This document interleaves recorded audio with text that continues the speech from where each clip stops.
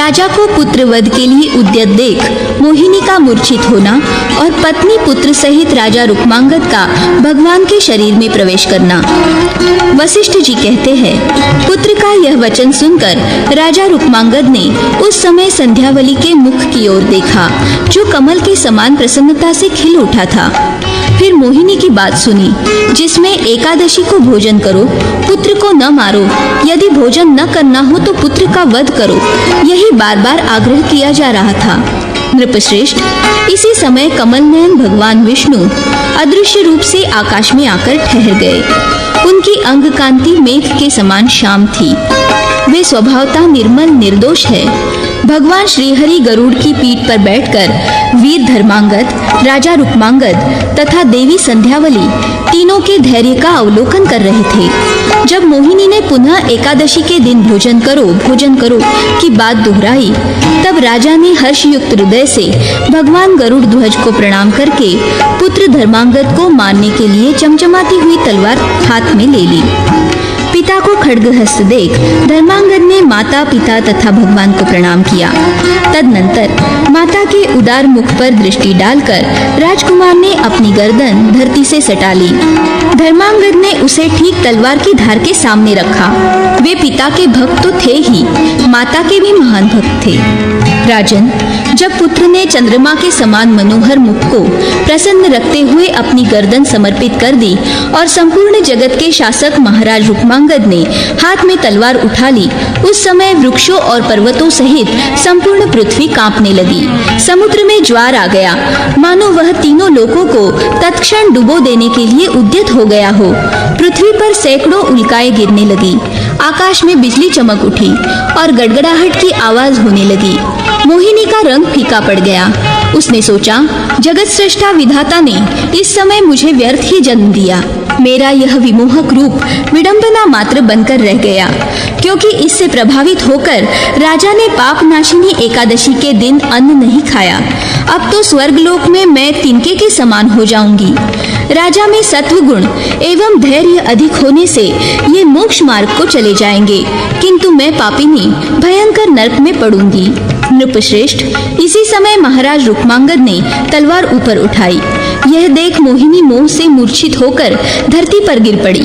राजा धैर्य और हर्ष से युक्त हो पुत्र का चंद्रमा के समान प्रकाशमान कुंडल मंडित मनोहर मुखयुक्त मस्तक काटना ही चाहते थे कि उसी समय भगवान श्रीहरि ने अपने हाथ से उन्हें पकड़ लिया और कहा, राजन, मैं तुम पर बहुत प्रसन्न हूँ।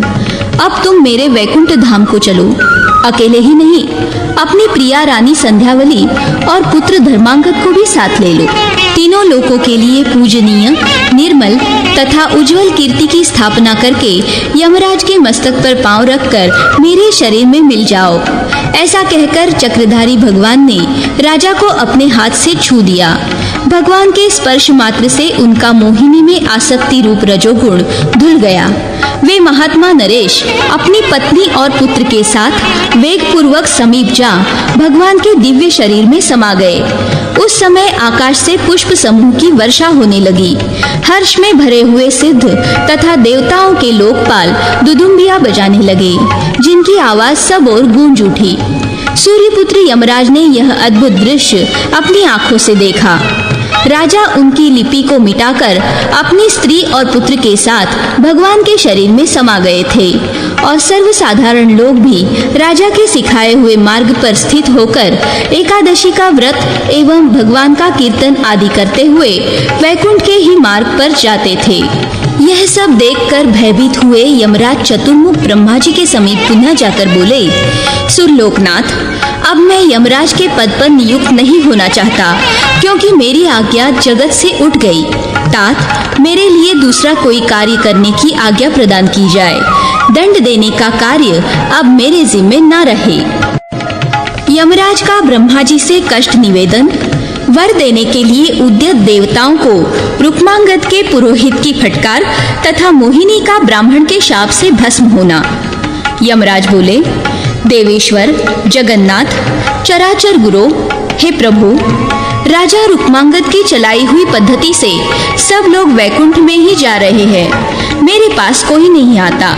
पितामह, कुमारावस्था से ही सब मनुष्य एकादशी को उपवास करके पाप शून्य हो भगवान विष्णु के परम धाम में चले जाते हैं। आपकी पुत्री मोहिनी देवी लज्जावश मूर्छित होकर पड़ी है, अतः आपके पास नहीं आती। सब लोग उसे धिक्कारते हैं, इसलिए वह भोजन तक नहीं कर रही है। मेरा तो सारा व्यापार ही बंद हो गया है। आज्ञा कीजिए, मैं क्या करूं? सूर्यपुत्र यम की बात सुनकर कमलासन ब्रह्मा जी ने कहा, हम सब लोग साथ ही मोहिनी को होश में लाने के लिए चले। तदनंतर इंद्र आदि सब देवता ब्रह्मा जी के साथ दिव्य विमानों पर बैठकर पृथ्वी पर आए। उन्होंने विमानों द्वारा मोहिनी को सब ओर से घेर लिया। वह मंत्रहीन विधि, धर्म और दया से रहित, युद्ध, भूपाल रहित पृथ्वी और मंत्रणा रहित राजा की भांति शोचनीय अवस्था में पड़ी थी। ममत्व युक्त ज्ञान और दंभ युक्त धर्म की जैसी अवस्था होती है, वैसी ही उसकी भी थी। देवताओं ने उसे सर्वथा तेजोहीन देखा। प्रभु, वह उत्साह शून्य होकर किसी गंभीर चिंतन में निमग्न थी। सब लोग उसे देखते हुए निंदा युक्त कटु वचन सुना रहे थे। वह धर्म से गिर गई थी। पति के वचन को उलटकर अपनी बात मनवाने का दुराग्रह रखने वाली और अत्यंत क्रोधी थी। उस अवस्था में उससे देवताओं ने कहा, वाह मोरू, तुम शोक न करो। तुमने पुरुषार्थ किया है, किंतु जो भगवान विष्णु के भक्त हैं, उनके मान का कभी खंडन नहीं हो सकता। इसका एक कारण है। वैशाख मास के शुक्ल पक्ष में जो परम पुण्यमयी मोहिनी नाम वाली एकादशी आती है, वह संपूर्ण विघ्नों का विध्वंस करने वाली है। राजा रुक्मांगद ने पहले उस एकादशी का व्रत किया था। विशाल लोचने, उन्होंने 1 वर्ष तक पादकृच्छ व्रत करते हुए उसका पूजन किया था। उसी का यह अनुपम अध्यवसाय यानी कि सामर्थ्य है कि वे सत्य से विचलित न हो सके। लोक में नारी को समस्त विघ्नों की रानी कहा जाता है। तुम्हारे विघ्न डालने पर भी राजा रुक्मांगद ने मन, वाणी और क्रिया द्वारा एकादशी को अन्न न खाने का निश्चय करके पुत्र को मारने का विचार कर लिया और स्नेह को दूर से ही त्याग कर तलवार उठा ली। इस कसौटी पर कसकर भगवान मधुसूदन ने देख लिया कि ये प्रिय पुत्र का वध कर डालेंगे, किंतु एकादशी को भोजन नहीं करेंगे। पुत्र, पत्नी तथा राजा तीनों का विलक्षण भाव देखकर भगवान बहुत संतुष्ट हुए। तदनंतर वे सब भगवान में मिल गए। देवी, सुभगे, यदि सब प्रकार से प्रयत्न पूर्वक कर्म करने पर भी फल की सिद्धि नहीं हो सकी, तो अब इसमें तुम्हारा क्या दोष है? इसलिए शुभे, सब देवता तुम्हें वर देने के लिए यहाँ आए हैं। सद्भाव पूर्वक प्रयत्न करने वाले पुरुष का कार्य यदि नहीं सिद्ध होता, तो भी उसको वेतन मात्र तो दे ही देना चाहिए, नहीं तो उसे संतोष नहीं होगा। देवताओं के ऐसा कहने पर संपूर्ण विश्व को मोहने वाली मोहिनी आनंद शून्य, पतिहीन एवं अत्यंत दुखित होकर बोली, देवेश्वरों, मेरे इस जीवन को धिक्कार है जो मैंने यमलोक के मार्ग को मनुष्यों से भर नहीं दिया, एकादशी के महत्व का लोप नहीं किया और राजा को एकादशी के दिन भोजन नहीं करा दिया। वह वीर भूपाल रुक्मांगद प्रसन्नता पूर्वक भगवान श्री हरि में मिल गए, जिनके कल्याण में गुणों का कोई माप नहीं है, जो स्वभावतः निर्मल तथा शुद्ध अंतकरण वाले संतों के आश्रय है। सर्वव्यापी हंस स्वरूप पवित्र पद, परम व्योम रूप, ओंकारमय, सबके कारण, अविनाशी, निराकार, निराभास, प्रपंच से परे तथा निरंजन यानी निर्दोष है, जो आकाश स्वरूप तथा ध्येय और ध्यान से रहित है, जिन्हें सत और असत कहा गया है, जो न दूर है न निकट है, मन जिनको ग्रहण नहीं कर सकता, जो परम धाम स्वरूप, परम पुरुष एवं जगन्मय है, जो सनातन तेजस स्वरूप है, उन्हीं भगवान विष्णु में राजा रुक्मांगद लीन हो गए। देवताओं, जो भृत्य स्वामी के कार्य की सिद्धि नहीं करते और वेतन भोगते रहते हैं, वे इस पृथ्वी पर घोड़े होते हैं। आपकी यह मोहिनी तो पति और पुत्र का नाश करने वाली है, इसके द्वारा कार्य की सिद्धि भी नहीं हुई है, फिर यह आप स्वर्गवासियों से वर कैसे ग्रहण करें?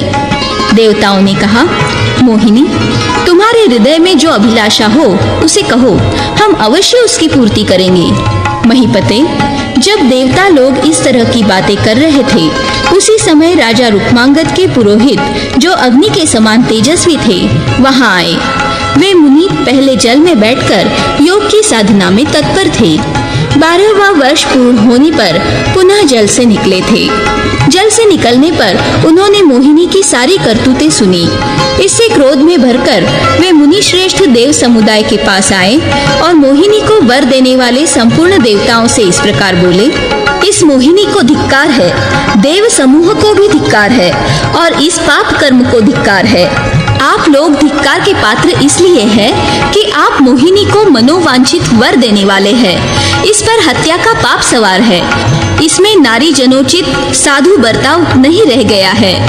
यह स्त्री नहीं राक्षसी है। देवताओं, यदि यह जलती हुई आग में कूद पड़े तो भी इस लोक में इसकी शुद्धि नहीं हो सकती, क्योंकि इसने इस पृथ्वी को राजा से शून्य कर दिया।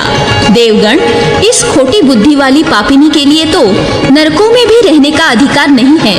फिर स्वर्ग में इसकी स्थिति कैसे हो सकती है? यह राजा के निकट नहीं जा सकती। लोकापवाद से यह इतनी दूषित हो चुकी है कि लोक में कहीं भी इसका रहना संभव नहीं है। देवताओं, जो सदा पाप में ही डूबी रही है और अपने दुष्कर्मों के कारण जिसकी सर्वत्र निंदा होती है, उस पापिनी के जीवन को धिक्कार है। यह वैष्णव धर्म का लोप करने वाली तथा भारी पाप राशि से दबी हुई है। देवेश्वरों, यह तो स्पर्श करने के योग्य भी नहीं है। इसे आप लोग वर कैसे दे रहे हैं? जो लोग न्यायपरायण तथा धर्म मार्ग पर चलने वाले हैं, उन्हीं को वर देने के लिए आपको सदा तत्पर रहना चाहिए। देवता लोग कभी पापी की रक्षा नहीं करते। उन्हें धर्म का आधार माना गया है और धर्म का प्रतिपादन वेद में किया गया है। वेदों ने पति की सेवा को ही स्त्रियों का धर्म बताया है। पति जो कुछ भी कहे उसे निश्शंक होकर करना चाहिए। इसी को सेवा कर्म जानना चाहिए। केवल शारीरिक सेवा का ही नाम शुश्रूषा नहीं है। देवगण, इसने अपनी आज्ञा स्थापित करने की इच्छा से पति की आज्ञा का उल्लंघन किया है। इसलिए मोहिनी संपूर्ण स्त्रियों में पापिनी है। इसमें तनिक भी संदेह नहीं। इसके शब्दों से बंधे हुए राजा रुक्मांगद ने सती की रक्षा के लिए नाना प्रकार की अनुनय विनय भरी बातें कही, किंतु इसने उनकी ओर से अनिच्छा प्रकट कर दी। अतः राजा इसके ऊपर पाप डालकर स्वयं मोक्ष को प्राप्त हुए हैं। इसलिए इस पर हजारों हत्या का पाप सवार है। इसका शरीर ही पापमय है। जो सब प्रकार के उत्तम दान देने वाले ब्राह्मण भक्त, भगवान विष्णु के आराधक, प्रजा को प्रसन्न रखने वाले तथा एकादशी व्रत के सेवी थे, पराई स्त्रियों के प्रति जिनके मन में आसक्ति नहीं थी, जो विषयों की ओर से विरक्त हो चले थे, परोपकार के लिए सारा भोग त्याग चुके थे और सदा यज्ञानुष्ठान में लगे रहते थे। इस पृथ्वी पर जो सदा दुष्टों का दमन करने में तत्पर रहते थे और 7 प्रकार के भयंकर व्यसनों ने कभी जिन पर आक्रमण नहीं किया, उन्हीं महाराज रुक्मांगद को इस जगत से हटाकर दुराचारिणी मोहिनी वर पाने के योग्य कैसे हो सकती है? सुरश्रेष्ठ गण, जो इस मोहिनी के पक्ष में होगा, वह देवता हो या दानव, मैं उसको भी क्षण भर में भस्म कर दूंगा।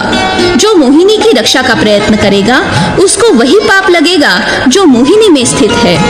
राजन, ऐसा कहकर उन द्विजेंद्र ने हाथ में तीव्र जल लिया और ब्रह्मपुत्री मोहिनी की ओर क्रोधपूर्वक देखकर उसके मस्तक पर वह जल डाल दिया। उस जल से अग्नि के समान लपट उठ रही थी। महीपते, उस जल के छोड़ते ही मोहिनी का शरीर स्वर्गवासियों के देखते देखते तत्काल प्रज्वलित हो उठा, मानो तिनकों की राशि में आग की लपटें उठ रही हो। प्रभु, अपना कोप रोकिए, रोकिए। यह देवताओं की वाणी जब तक आकाश में गूंजी, तब तक तो ब्राह्मण के वचन से प्रकट हुई अग्नि ने उस रमणी को जलाकर राख कर दिया। मोहिनी की दुर्दशा, ब्रह्मा जी का राजपुरोहित के समीप जाकर उनको प्रसन्न करना और मोहिनी की याचना। वशिष्ठ जी कहते हैं, राजन, मोहिनी मोहमय शरीर त्याग कर देवताओं के लोक में गई। वहां देवदूत अर्थात वायुदेव ने उसे डांटा, पापिनी, तेरा स्वभाव पापमय है, तेरी बुद्धि अत्यंत खोटी है। तू सदा एकादशी व्रत के लोक में संलग्न रही है, अतः स्वर्ग में तेरा रहना असंभव है। इस प्रकार कठोर वचन कहकर वायुदेव ने उसे डंडे से पीटा और यातनामय नरक में भेज दिया। राजन, देवदूत अर्थात वायुदेव से इस प्रकार ताड़ित होने पर मोहिनी नरक में गई। वहां धर्मराज की आज्ञा से दूतों ने उसे खूब पीटा और दीर्घ काल तक क्रमशः सभी नरकों में उसे गिराया।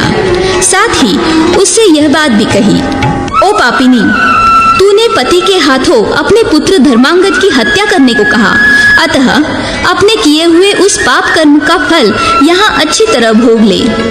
नृपश्रेष्ठ, यमदूतों के इस प्रकार धिक्कारने पर यम की आज्ञा के अनुसार वह क्रमशः सब नरकों की यातनाएं भोगती रही। मोहिनी ब्राह्मण के शाप से मरी थी, अतः उसके शरीर के स्पर्श से उन नरक यातनाओं की अभिमानिनी चेतन शक्तियों का सारा अंग जलने लगा। वे अधिष्ठात्री देवियां उसको धारण करने में असमर्थ हो गई। राजन, तब वे सभी नरक अर्थात नरक के अभिमानी देवता धर्मराज के समीप आए और हाथ जोड़कर भयभीत हो बोले, देवदेव, जगन्नाथ, धर्मराज, हम पर दया कीजिए और इस मोहिनी को हमारी यातनाओं से शीघ्र अलग कीजिए, जिससे हमें सुख मिले। नाथ, इसके शरीर के स्पर्श से हम लोग क्षण भर में ही भस्म हो जाएंगे, अतः इसे यहाँ से निकाल बाहर कीजिए। उनकी बात सुनकर धर्मराज बड़े विस्मित हुए और अपने दूतों से बोले, इसे मेरे लोक से निकाल बाहर करो। जो ब्रह्मशाप से दग्ध हुआ है, वह स्त्री हो या पुरुष हो या चोर ही क्यों न हो, उस पापी का स्पर्श हमारी नरक यातनाएं भी नहीं करना चाहती है।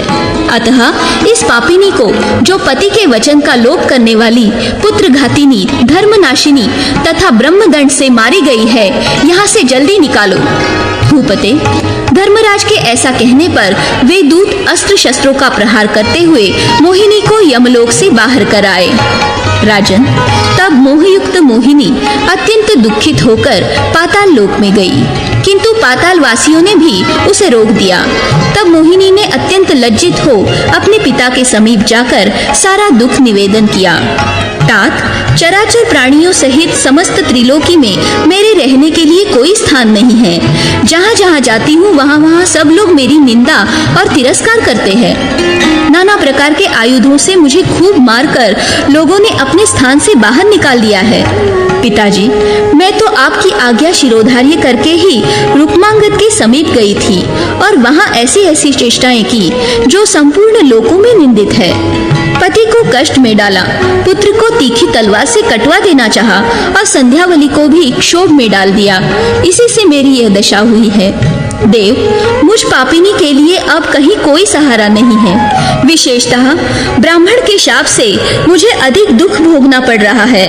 पिताजी, जो ब्राह्मण के शाप से मरे हैं, आग से जले हैं, चांडाल के हाथों मारे गए हैं, व्याघ्र, सिंह आदि वन जंतुओं द्वारा भक्षण किए गए हैं तथा बिजली गिरने से नष्ट हुए हैं, उन सबको मोक्ष देने वाली केवल गंगा नदी है। यदि आप जाकर मुझे शाप देने वाले उस ब्राह्मण को प्रसन्न कर लें तो मेरी सद्गति हो सकती है। राजन, तब लोक पितामह ब्रह्मा जी, शिव, इंद्र, धर्म, सूर्य तथा अग्नि आदि देवेश्वरों और मुनियों को साथ ले उपयुक्त बातें कहने वाली मोहिनी को आगे करके ब्राह्मण के समीप गए। वहां जाकर देवता आदि से घिरे हुए स्वयं ब्रह्मा जी ने बड़े गौरव से उन्हें नमस्कार किया। यद्यपि ब्रह्मा जी रुद्र आदि देवताओं के लिए भी पूजनीय और माननीय है, तथापि मोहिनी के स्नेह के कारण उन्होंने स्वयं ही नमस्कार किया। राजन, जब तीनों लोकों में असाध्य एवं महान कार्य प्राप्त हो जाए, तब बड़े के द्वारा छोटे का अभिवादन दूषित नहीं माना जाता। वे ब्राह्मण देवता वेद वेदांगों के पारदर्शी, विद्वान और तपस्वी थे। लोककर्ता ब्रह्मा जी को देवताओं के साथ आया देख ब्राह्मण ने उठकर मुनियों सहित उन सबको प्रणाम किया और आसन पर बिठाकर भक्ति पूर्वक ब्रह्मा जी का स्तवन किया। तब प्रसन्न होकर लोककर्ता जगत गुरु भगवान ब्रह्मा ने मोहिनी के लिए उन राजपुरोहित ब्राह्मण से इस प्रकार प्रार्थना की। तात आप ब्राह्मण हैं, सदाचारी है और परलोक में उपकार करने वाले हैं। कृपा सिंधु, कृपा कीजिए और मोहिनी को उत्तम गति प्रदान कीजिए। ब्राह्मण, मोहिनी मेरी पुत्री है। मानद, यमलोक को सूना देखकर रुक्मांगद को मोहने के लिए अर्थात प्रकारांतर से उस भक्त का गौरव बढ़ाने के लिए मैंने ही उसे भेजा था। धर्म की गति अत्यंत सूक्ष्म है, वह संपूर्ण लोक का कल्याण करने वाली है। यह मोहिनी एक कसौटी थी जिस पर सुवर्ण रूपी राजा रुक्मांगद की परीक्षा करके उन्हें स्त्री पुत्र सहित भगवान के धाम को भेज दिया गया है। राजा ने अविचल भक्ति से एकादशी व्रत का पालन करने और कराने के कारण यमराज की लिपि को मिटाकर यमपुरी को सूना कर दिया था। ब्राह्मण, सांख्य वेत्ता को जिसकी प्राप्ति असंभव है, अष्टांग योग के साधन से भी जो मिलने वाला नहीं है, उस भक्ति गम्य पद की प्राप्ति राजा, राजकुमार और देवी संध्यावली को हुई है। मोहिनी ने जो उस पुण्यशील भूप शिरोमणि के प्रतिकूल आचरण किया है, उस पाप के वेग से उसकी बड़ी दुर्दशा हुई है। आपके शाप से दग्ध होकर यह राख की ढेर मात्र रह गई है। इसके द्वारा जो अपकार हुआ है उसे क्षमा कर दीजिए, दया कीजिए, शांत होइए। आपके शाप देने से यह अधोगति में डाली गई है, इस पर प्रसन्न होइए और इसे उत्तम गति दीजिए। ब्रह्मा जी के द्वारा ऐसा कहे जाने पर उन विप्र शिरोमणि ने बुद्धि से विचार करके क्रोध त्याग दिया और मोहिनी के पिता देवेश्वर श्री ब्रह्मा जी से इस प्रकार कहा, देव, आपकी पुत्री मोहिनी बहुत पाप से भरी हुई है, अतः प्राणियों से परिपूर्ण लोकों में उसकी स्थिति नहीं हो सकती। सुरेश्वर, जिस प्रकार आपका और मेरा भी वचन सत्य हो, देवताओं का कार्य सिद्ध हो और मोहिनी की आवश्यकता भी पूर्ण हो जाए, वही करना चाहिए। अतः जो भूत समुदाय से कभी आक्रांत न हुआ हो, उसी स्थान पर मोहिनी रहे। नृपश्रेष्ठ, तब ब्रह्मा जी ने संपूर्ण देवताओं से सलाह लेकर मोहिनी देवी से कहा, तुम्हारे लिए कहीं स्थान नहीं है। यह सुनकर मोहिनी संपूर्ण देवताओं को प्रणाम करके बोली, सुरश्रेष्ठ गण, आप सब देवता संपूर्ण लोक के साक्षी है। पुरोहित जी के साथ आप लोगों को 100 बार प्रणाम करके मैं हाथ जोड़ती हूँ। आप प्रसन्न हृदय से मेरी याचना पूर्ण करें। मुझे वह स्थान दे जो सबके लिए प्रीतिकारक हो। दूसरों को मान देने वाले महात्माओं, किसी दोष से दूषित एकादशी का दिन जिस प्रकार मेरा हो जाए, ऐसा कीजिए। यही मेरी याचना है, इसे आप अवश्य पूर्ण कर दे। यह मांग मैंने स्वार्थ सिद्धि के लिए की है।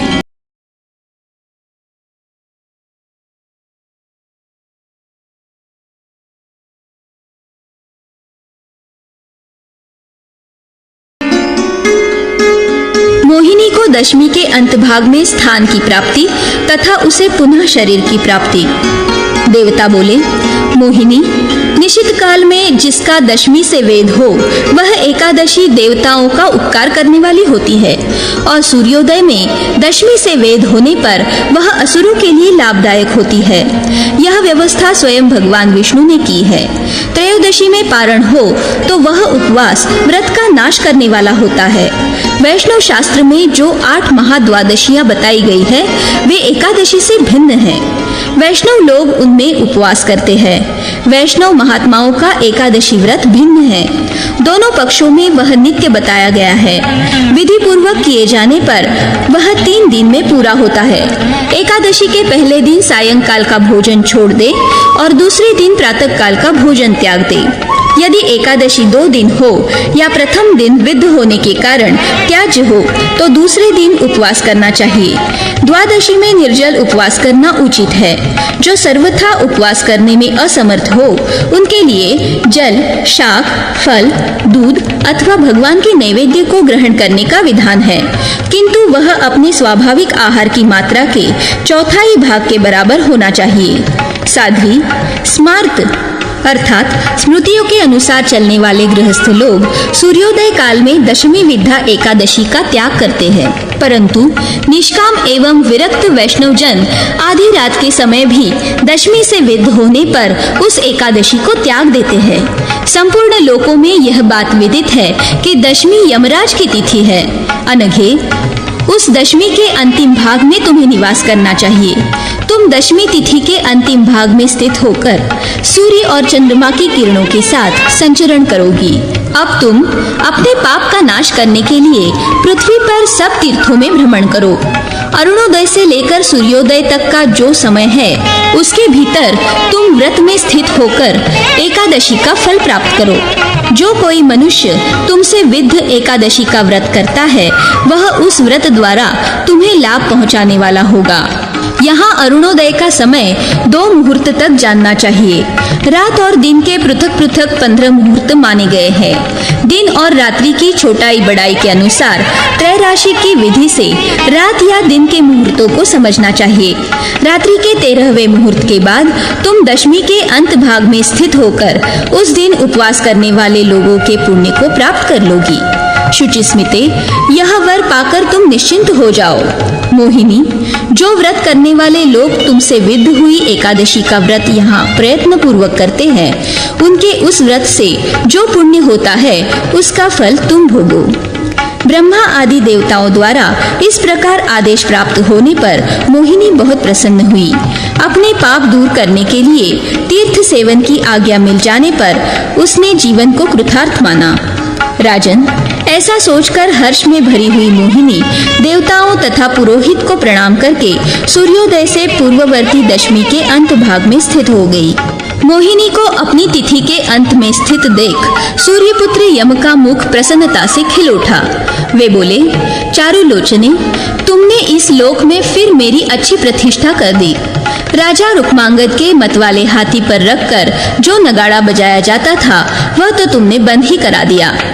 यह दशमी तिथि यदि सूर्योदय काल का स्पर्श करे तो सदा निंदित मानी गई है। यदि दशमी से उदय काल का स्पर्श न हो तो भी अरुणोदय काल में रहने पर वह मनुष्यों को मोह में डालने वाली होगी। उस दशमी को त्याग करके व्रत करने पर मनुष्य को प्रिय वस्तुओं का संयोग एवं भोग प्राप्त होता है। ऐसा कहकर सूर्यपुत्र यम प्रसन्नता पूर्वक ब्रह्म कुमारी मोहिनी को प्रणाम करके देवताओं के साथ अपने चित्रगुप्त का हाथ पकड़े हुए स्वर्गलोक को चले गए। देवताओं के चले जाने पर मोहिनी ब्रह्मा जी से बोली, पिताजी, मेरे इन पुरोहित ने क्रोधपूर्वक मेरे शरीर को जला दिया है। मैं पुनः उसे प्राप्त कर लूं, ऐसा प्रयत्न कीजिए। मोहिनी का यह वचन सुनकर लोक सृष्टा ब्रह्मा जी पुत्री के हित के लिए ब्राह्मण देवता को पुनः शांत करते हुए बोले, तात, वसो, मेरी बात सुनो। महाभाग, मैं तुम्हारे इस मोहिनी के तथा संपूर्ण लोकों के हित के लिए हितकारक वचन कहता हूँ। मानद, तुमने क्रोधवश मोहिनी को भस्मावशेष कर दिया है। अब यह पुनः अपने लिए शरीर की याचना करती है, अतः आज्ञा दो।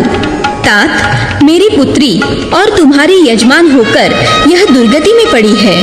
तुम्हारा और मेरा कर्तव्य है कि इसका पालन करें। मानद, यदि तुम शुद्ध भाव से मुझे आज्ञा दो तो मैं इसके लिए पुनः नूतन शरीर उत्पन्न कर दूंगा, किंतु यह एकादशी से वैर रखने वाली होने के कारण पापाचारिणी है। विप्रवर, जिस प्रकार यह पाप से शीघ्र शुद्ध हो सके वही उपाय कीजिए।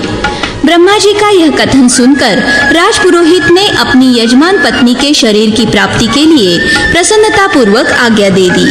ब्राह्मण का अनुमोदक वचन सुनकर लोक पितामह ब्रह्मा ने मोहिनी के शरीर की राख को कमंडलू के जल से सींच दिया। लोककर्ता ब्रह्मा के सींचते ही मोहिनी पूर्ववत शरीर से संपन्न हो गई। उसने अपने पिता ब्रह्मा जी को प्रणाम करके विनय से नतमस्तक हो पुरोहित वसु के दोनों पैर पकड़ लिए। इससे राजपुरोहित वसु प्रसन्न हो गए। उन्होंने पति और पुत्र से रहित संकट में पड़ी हुई विधवा यजमान पत्नी मोहिनी से इस प्रकार कहा, देवी, मैंने ब्रह्मा जी के कहने से क्रोध त्याग दिया। अब तीर्थ स्नानादि पुण्य कर्म से तुम्हारी सद्गति कराऊंगा। मोहिनी से ऐसा कहकर ब्राह्मण ने उसके पिता जगतपति ब्रह्मा जी को नमस्कार करके प्रसन्नता पूर्वक विदा किया। तब ब्रह्मा जी अपने लोक को चले गए, जो परम ज्योतिर्मय है। रुक्मांगद के पुरोहित विप्रवर वसु मोहिनी को कृपा के योग्य मानकर मन ही मन उसकी सद्गति का उपाय सोचने लगे। 2 घड़ी तक ध्यान में स्थित होकर उन्होंने उसकी सद्गति का उपाय जान लिया। मोहिनी वसु संवाद, गंगा जी के महात्म्य का वर्णन। वशिष्ठ जी कहते हैं, नृपश्रेष्ठ, संपूर्ण लोकों के हित में तत्पर रहने वाले पुरोहित वसु यजमान पत्नी मोहिनी से मधुर वाणी में बोले, मोहिनी सुनो, मैं तुम्हें तीर्थों के पृथक पृथक लक्षण बताता हूँ, जिसकी जान लेने मात्र से पापियों की उत्तम गति होती है। पृथ्वी पर सब तीर्थों में श्रेष्ठ गंगा है। गंगा के समान पापनाशक तीर्थ दूसरा कोई नहीं है। अपने पुरोहित वसु का यह वचन सुनकर मोहिनी के मन में गंगा स्नान के प्रति आदर बढ़ गया। वह पुरोहित जी को प्रणाम करके बोली, भगवान, संपूर्ण पुराणों की सम्मति के अनुसार इस समय गंगा जी का उत्तम महात्म्य बताइए। पहले गंगा जी के अनुपम तथा पापनाशक महात्म्य को सुनकर फिर आपके साथ पापनाशिनी गंगा जी में स्नान करने के लिए चलूंगी। वसु सब पुराणों के ज्ञाता थे। उन्होंने मोहिनी का वचन सुनकर गंगा जी के पापनाशक महात्म्य का इस प्रकार वर्णन किया। देवी, वे देश, वे जनपद, वे पर्वत और वे आश्रम भी धन्य हैं, जिनके समीप सदा पुण्य सलीला भगवती भागीरथी बहती रहती है। जीव गंगा जी का सेवन करके जिस गति को पाता है, उसे तपस्या, ब्रह्मचर्य, यज्ञ अथवा त्याग के द्वारा भी नहीं पा सकता। जो मनुष्य पहली अवस्था में पाप कर्म करके अंतिम अवस्था में गंगा जी का सेवन करते हैं, वे भी परम गति को प्राप्त होते हैं। इस संसार में दुख से व्याकुल जो जीव उत्तम गति की खोज में लगे हैं, उन सब के लिए गंगा के समान दूसरी कोई गति नहीं है। गंगा जी बड़े बड़े भयंकर पातकों के कारण अपवित्र नरक में गिरने वाले नराधम पापियों को जबरन तार देती है। गंगा देवी अंधों, जड़ों तथा द्रव्यहीनों को भी पवित्र बनाती है। मोहिनी, विशेष रूप से पक्षों के आदि अर्थात कृष्ण पक्ष में षष्ठी से लेकर पुण्यमयी अमावस्या तक 10 दिन गंगा जी इस पृथ्वी पर निवास करती है। शुक्ल पक्ष की प्रतिपदा से लेकर 10 दिन तक वे स्वयं ही पाताल में निवास करती है। फिर शुक्ल पक्ष की एकादशी से कृष्ण पक्ष की पंचमी तक जो 10 दिन होते हैं, उनमें गंगा जी सदा स्वर्ग में रहती है, इसलिए इन्हें त्रिपदगा कहते हैं। सत्ययुग में सब तीर्थ उत्तम है। त्रेता में पुष्कर तीर्थ सर्वोत्तम है। द्वापर में कुरुक्षेत्र की विशेष महिमा है और कलियुग में गंगा ही सबसे बढ़कर है। कलियुग में सब तीर्थ स्वभावतः अपनी अपनी शक्ति को गंगा जी में छोड़ते हैं, परंतु गंगा देवी अपनी शक्ति को कहीं नहीं छोड़ती। गंगा जी के जलकणों से परिपुष्ट हुई वायु के स्पर्श से भी पापाचारी मनुष्य भी परम गति को प्राप्त होते हैं। जो सर्वत्र व्यापक है, जिनका स्वरूप चिन्मय है, वे जनार्दन भगवान विष्णु ही द्रव रूप से गंगा जी के जल है, इसमें संशय नहीं। महापातकी भी गंगा जी के जल में स्नान करने से पवित्र हो जाते हैं। इस विषय में अन्यथा विचार नहीं करना चाहिए। गंगा जी का जल अपने क्षेत्र में हो या निकाल कर लाया गया हो, ठंडा हो या गर्म हो, वह सेवन करने पर आमरण किए हुए पापों को हर लेता है। बासी जल और बासी दल त्याग देने योग्य माना गया है, परंतु गंगा जल और तुलसी दल बासी होने पर भी त्याज्य नहीं है। मेरु के सुवर्ण की, सब प्रकार की रत्नों की, वहाँ के प्रस्तर और जल के एक एक कण की गणना हो सकती है, परंतु गंगा जल के गुणों का परिमाण बताने की शक्ति किसी में भी नहीं है। जो मनुष्य तीर्थ यात्रा की पूरी विधि न कर सके, वह भी केवल गंगा जल के महात्म्य से यहाँ उत्तम फल का भागी होता है। गंगा जी के जल से एक बार भक्तिपूर्वक कुल्ला कर लेने पर मनुष्य स्वर्ग में जाता और वहाँ कामधेनु के थनों से प्रकट हुए दिव्य रसों का आस्वादन करता है। जो शालग्राम शिला पर गंगा जल डालता है, वह पाप रूपी तीव्र अंधकार को मिटाकर उदयकालीन सूर्य की भांति पुण्य से प्रकाशित होता है। जो पुरुष मन, वाणी और शरीर द्वारा किए हुए अनेक प्रकार के पापों से ग्रस्त हो, वह भी गंगा जी का दर्शन करके पवित्र हो जाता है, इसमें संशय नहीं। जो सदा गंगा जी के जल से सींचकर पवित्र की हुई भिक्षा भोजन करता है, वह केंचुल का त्याग करने वाले सर्प की भांति पाप से शून्य हो जाता है। हिमालय और विंध्य के समान पाप राशियां भी गंगा जी के जल से उसी प्रकार नष्ट हो जाती है, जिस प्रकार भगवान विष्णु की भक्ति से सब प्रकार की आपत्तियां। गंगा जी में भक्तिपूर्वक स्नान के लिए प्रवेश करने पर मनुष्यों के ब्रह्म हत्या आदि पाप हाय हाय करके भाग जाते हैं। जो प्रतिदिन गंगा जी के तट पर रहता और सदा गंगा जी का जल पीता है, वह पुरुष पूर्व संचित पातकों से मुक्त हो जाता है। जो गंगा जी का आश्रय लेकर नित्य निर्भय रहता है, वही देवताओं, ऋषियों और मनुष्यों के लिए पूजनीय है। प्रभास तीर्थ में सूर्य ग्रहण के समय सहस्त्र गोदान करने से मनुष्य जो फल पाता है, वह गंगा जी के तट पर एक दिन रहने से मिल जाता है। जो अन्य सारे उपायों को छोड़कर मोक्ष की कामना लिए दृढ़ निश्चय के साथ गंगा जी के तट पर सुख पूर्वक रहता है, वह अवश्य ही मोक्ष का भागी होता है। विशेषतः काशीपुरी में गंगा जी तत्काल मोक्ष देने वाली है। यदि जीवन भर प्रतिमास की चतुर्दशी और अष्टमी तिथि को सदा गंगा जी के तट पर निवास किया जाए, तो वह उत्तम सिद्धि देने वाला होता है। मनुष्य सदा कृच्र और चांद्रायण करके सुखपूर्वक जिस फल का अनुभव करता है, वही उसे गंगा जी के तट पर निवास करने मात्र से मिल जाता है। ब्रह्मपुत्री, इस लोक में गंगा जी की सेवा में तत्पर रहने वाले मनुष्य को आधे दिन के सेवन से जो फल प्राप्त होता है, वह सैकड़ों यज्ञों द्वारा भी नहीं मिल सकता। संपूर्ण यज्ञ, तप, दान, योग तथा स्वाध्याय कर्म से जिस फल की प्राप्ति होती है, वही भक्ति भाव से गंगा जी के तट पर निवास करने मात्र से मिल जाता है। सत्य भाषण, नैष्ठिक ब्रह्मचर्य का पालन तथा अग्निहोत्र के सेवन से मनुष्यों को जो पुण्य प्राप्त होता है, वह गंगा तट पर निवास करने से ही मिल जाता है। गंगा जी के भक्त को संतोष, उत्तम ऐश्वर्य, तत्व ज्ञान, सुख स्वरूपता तथा विनय एवं सदाचार संपत्ति प्राप्त होती है। मनुष्य केवल गंगा जी को ही पाकर कृतकृत्य हो जाता है।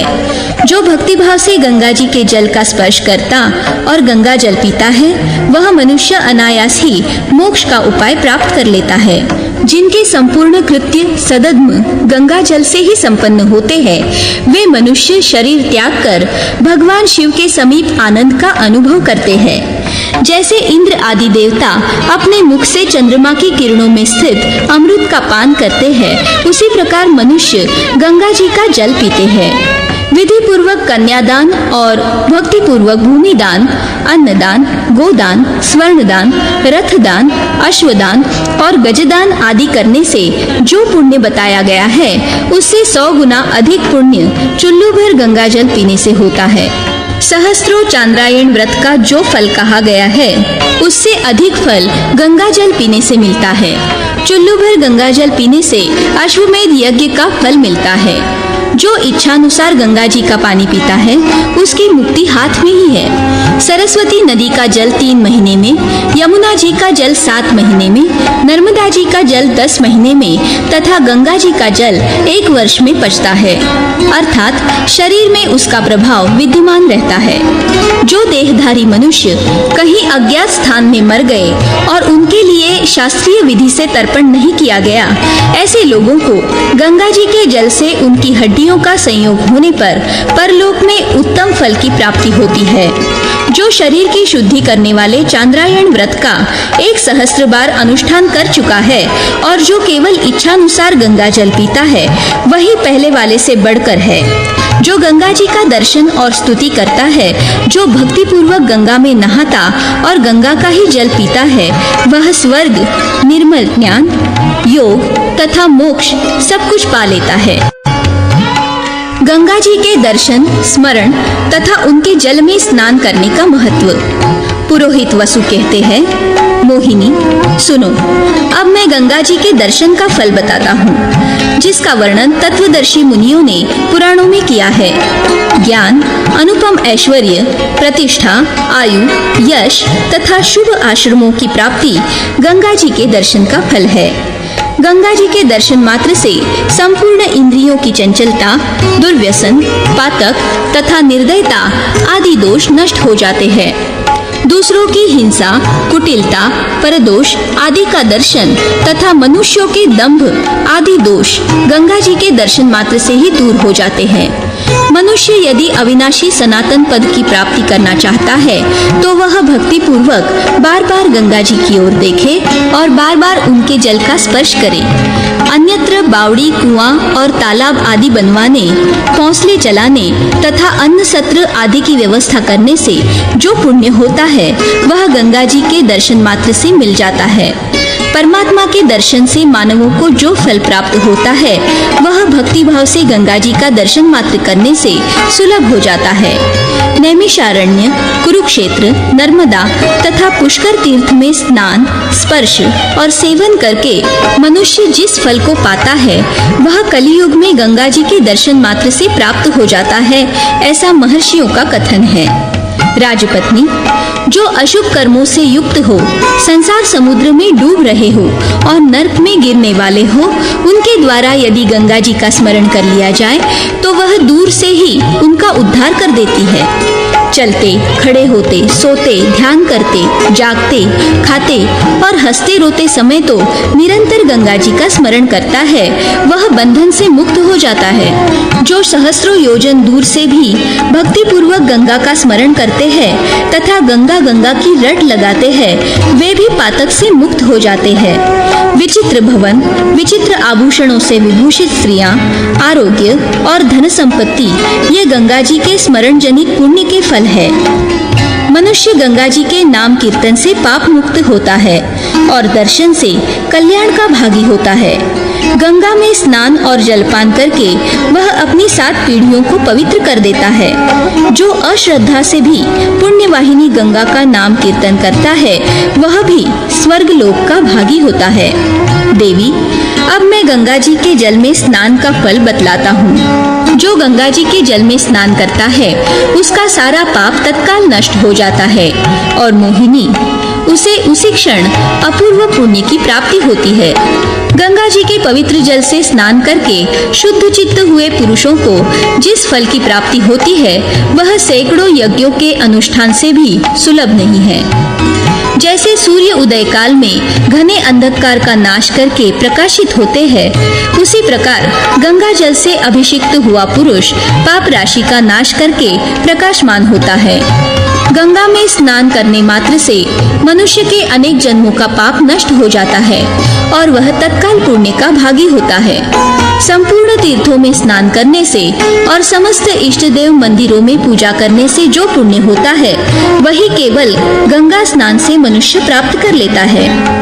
कोई महापातकों से युक्त हो या संपूर्ण पातकों से, विधि पूर्वक गंगा स्नान करने से वह सभी पातकों से मुक्त हो जाता है। गंगा स्नान से बढ़कर दूसरा कोई स्नान न हुआ है न होगा। विशेषतः कलियुग में गंगा देवी सब पाप हर लेती है। जो मानव नित्य निरंतर गंगा में स्नान करता है वह यही जीवन मुक्त हो जाता है और मरने पर भगवान विष्णु के धाम में जाता है। गंगा में मध्याह्न काल में स्नान करने से प्रातः काल की अपेक्षा 10 गुना पुण्य होता है। सायंकाल में 100 गुना तथा भगवान शिव के समीप अनंत गुना पुण्य होता है। करोड़ों कपिला गौओं का दान करने से भी गंगा स्नान बढ़कर है। गंगा में जहाँ कहीं भी स्नान किया जाए वह कुरुक्षेत्र के समान पुण्य देने वाली है, किंतु हरिद्वार, प्रयाग तथा गंगा सागर संगम में अधिक फल देने वाली होती है। भगवान सूर्य गंगा जी से कहते हैं कि हे जाह्नवी, जो लोग मेरी किरणों से तपे हुए तुम्हारे जल में स्नान करते हैं वे मेरा मंडल भेद कर मोक्ष को प्राप्त होते हैं। वरुण ने भी गंगा से कहा है कि जो मनुष्य अपने घर में रहकर भी स्नान काल में तुम्हारे नाम का कीर्तन करेगा वह भी वैकुंठ लोक में चला जाएगा। काल विशेष और स्थल विशेष में गंगा स्नान की महिमा। पुरोहित वसु कहते हैं, वामोरु, अब मैं काल विशेष में किए जाने वाले गंगा स्नान का फल बतलाऊंगा।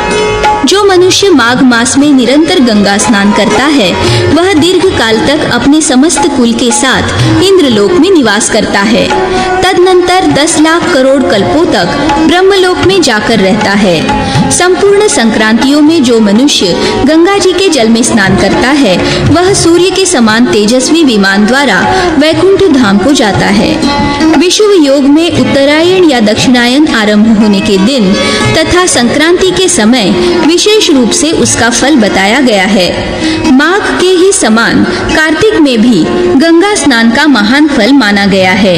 मोहिनी, जब सूर्य मेष राशि में प्रवेश करते हैं उस समय तथा कार्तिक पूर्णिमा को गंगा स्नान करने से ब्रह्मा आदि देवताओं ने माघ स्नान की अपेक्षा अधिक पुण्य बताया है। कार्तिक अथवा वैशाख में अक्षय तृतीया तिथि को गंगा स्नान करने से 1 वर्ष तक स्नान करने का पुण्य फल प्राप्त होता है। मनवादी और युगादि तिथियों में गंगा स्नान का जो फल बताया गया है 3 मास के निरंतर स्नान से वही फल प्राप्त होता है। द्वादशी को श्रवण, अष्टमी को पुष्य और चतुर्दशी को आर्द्रा नक्षत्र का योग होने पर गंगा स्नान अत्यंत दुर्लभ है। वैशाख, कार्तिक और माघ की पूर्णिमा और अमावस्या बड़ी पवित्र मानी गई है। इनमें गंगा स्नान का सुयोग अत्यंत दुर्लभ है। कृष्णाष्टमी अर्थात भाद्रपद कृष्ण अष्टमी को गंगा स्नान करने से साधारण तिथि के स्नान की अपेक्षा सहस्त्र गुना फल होता है। सभी पर्वों में 100 गुना पुण्य प्राप्त होता है। माघ कृष्ण अष्टमी तथा अमावस्या को भी गंगा स्नान से 100 गुना पुण्य होता है। उक्त दोनों तिथियों को सूर्य के आधा उदय होने पर अर्धोदय योग होता है और आधा से कुछ कम उदय होने पर महोदय कहा गया है। महोदय में गंगा स्नान करने से 100 गुना और अर्धोदय में लाख गुना पुण्य बताया गया है। देवी, फाल्गुन और आषाढ़ मास में तथा सूर्य ग्रहण और चंद्र ग्रहण के समय किया हुआ गंगा स्नान 3 मास के स्नान का फल देने वाला है। अपने जन्म के नक्षत्र में भक्ति भाव से गंगा स्नान करने पर आजन्म संचित पापों का नाश हो जाता है। माघ कृष्ण चतुर्दशी को व्यतिपाद योग तथा कृष्णाष्टमी को विशेषतः वैद्रुति योग गंगा स्नान के लिए दुर्लभ है। जो मनुष्य पूरे माघ भर विधि पूर्वक अरुणोदय काल में गंगा स्नान करता है वह जाति स्मर अर्थात पूर्व जन्म की बातों को स्मरण रखने वाला होता है। इतना ही नहीं, वह संपूर्ण शास्त्रों का अर्थवेत्ता, ज्ञानी तथा निरोग भी अवश्य होता है। संक्रांति में दोनों पक्षों की अंतिम तिथि को तथा चंद्र ग्रहण और सूर्य ग्रहण में इच्छानुसार गंगा स्नान करने वाला मानव ब्रह्मलोक को प्राप्त होता है। चंद्र ग्रहण का स्नान लाख गुना बताया गया है और सूर्य ग्रहण का स्नान उससे भी 10 गुना अधिक माना गया है। वारुण नक्षत्र अर्थात शतभिषा से युक्त चैत्र कृष्ण त्रयोदशी यदि गंगा तट पर सुलभ हो जाए तो वह 100 सूर्य ग्रहण के समान पुण्य देने वाली है। ज्येष्ठ मास के शुक्ल पक्ष में दशमी तिथि को मंगलवार तथा हस्त नक्षत्र के योग में भगवती भागीरथी हिमालय से इस मर्त्यलोक में उतरी थी। इस तिथि को वह आद्य गंगा स्नान करने पर 10 गुने पाप हर लेती है और अश्वमेध यज्ञ का 100 गुना पुण्य प्रदान करती है। हे जानवी, मेरे जो महापातक समुदाय रूप पाप है उन सब को तुम गोविंद द्वादशी के दिन स्नान करने से नष्ट कर दो। यदि माघ की पूर्णिमा को मघा नक्षत्र या बृहस्पति का योग हो तो उक्त तिथि का महत्व बहुत बढ़ जाता है। यदि यह योग गंगा जी में सुलभ हो तब तो 100 सूर्य ग्रहण के समान पुण्य होता है। अब देश विशेष के योग से गंगा स्नान का फल बताया जाता है।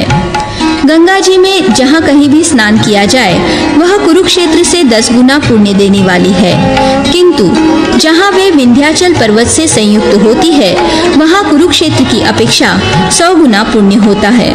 काशीपुरी में गंगा जी का महात्म्य विंध्याचल की अपेक्षा 100 गुना बताया गया है। यूँ तो गंगा जी सर्वत्र ही दुर्लभ है, किंतु गंगा द्वार, प्रयाग और गंगा सागर संगम इन 3 स्थानों में उनका महात्म्य बहुत अधिक है। गंगा द्वार में कुशावर्त तीर्थ के भीतर स्नान करने से 7 राजसूय और 2 अश्वमेध यज्ञों का फल मिलता है। उस तीर्थ में 15 दिन निवास करने से 6 विश्वजीत यज्ञों का फल प्राप्त होता है। साथ ही विद्वानों ने वहां रहने से 1 लाख गोदान का पुण्य बताया है। कुशावर्त में भगवान गोविंद का और कनखल में भगवान रुद्र का दर्शन पूजन करने से अथवा इन स्थानों में गंगा स्नान करने से अक्षय पुण्य की प्राप्ति होती है। जहाँ पूर्व काल में वाराह रूपधारी भगवान विष्णु प्रकट हुए थे, वहाँ स्नान करके मनुष्य 100 अग्निहोत्र का, 2 ज्योतिष्टोम यज्ञ का और 1000 अग्निष्टोम यज्ञों का पुण्य फल पाता है। वहीं ब्रह्म तीर्थ में स्नान करने वाला पुरुष 10,000 ज्योतिष्टोम यज्ञों का और 3 अश्वमेध यज्ञों का पुण्य प्राप्त करता है। मोहिनी, कुब्ज नाम से प्रसिद्ध जो पाप नाशक तीर्थ है, वहाँ स्नान करने से संपूर्ण रोग और सब जन्मों के पातक नष्ट हो जाते हैं। हरिद्वार क्षेत्र में ही एक दूसरा तीर्थ है जो कपिल तीर्थ के नाम से प्रसिद्ध है। शुभे, उसमें स्नान करने वाला मानव 80,000 कपिला गौओं के दान के समान पुण्य फल पाता है। गंगा द्वार, कुशावर्त, बिल्वक, नील पर्वत तथा कनकल तीर्थ में स्नान करके मनुष्य पाप रहित हो स्वर्ग लोक में जाता है। तदनंतर पवित्र नामक तीर्थ है जो सब तीर्थों में परम उत्तम है। वहाँ स्नान करने से मनुष्य 2 विश्वजीत यज्ञों का पुण्य पाता है। तदनंतर वेणी राज्य नामक तीर्थ है जहाँ महापुण्यमयी सरयू उत्तम पुण्य स्वरूपा गंगा से इस प्रकार मिलती है जैसे एक बहन अपनी दूसरी बहन से मिलती है। भगवान विष्णु के दाहिने चरणारविंद के पखारने से देव नदी गंगा प्रकट हुई और बाएं चरण से मानस नंदिनी सरयू का प्रादुर्भाव हुआ है। उस तीर्थ में भगवान शिव और विष्णु की पूजा करने वाला पुरुष विष्णु स्वरूप हो जाता है। वहाँ का स्नान 5 अश्वमेध यज्ञों का फल देने वाला बताया गया है। तत्पश्चात गांडव तीर्थ है जहाँ गंगा से गंडकी नदी मिली है। वहाँ का स्नान और 1000 गौओं का दान दोनों बराबर है। तदनंतर राम तीर्थ है जिसके समीप पुण्यमय वैकुंठ है।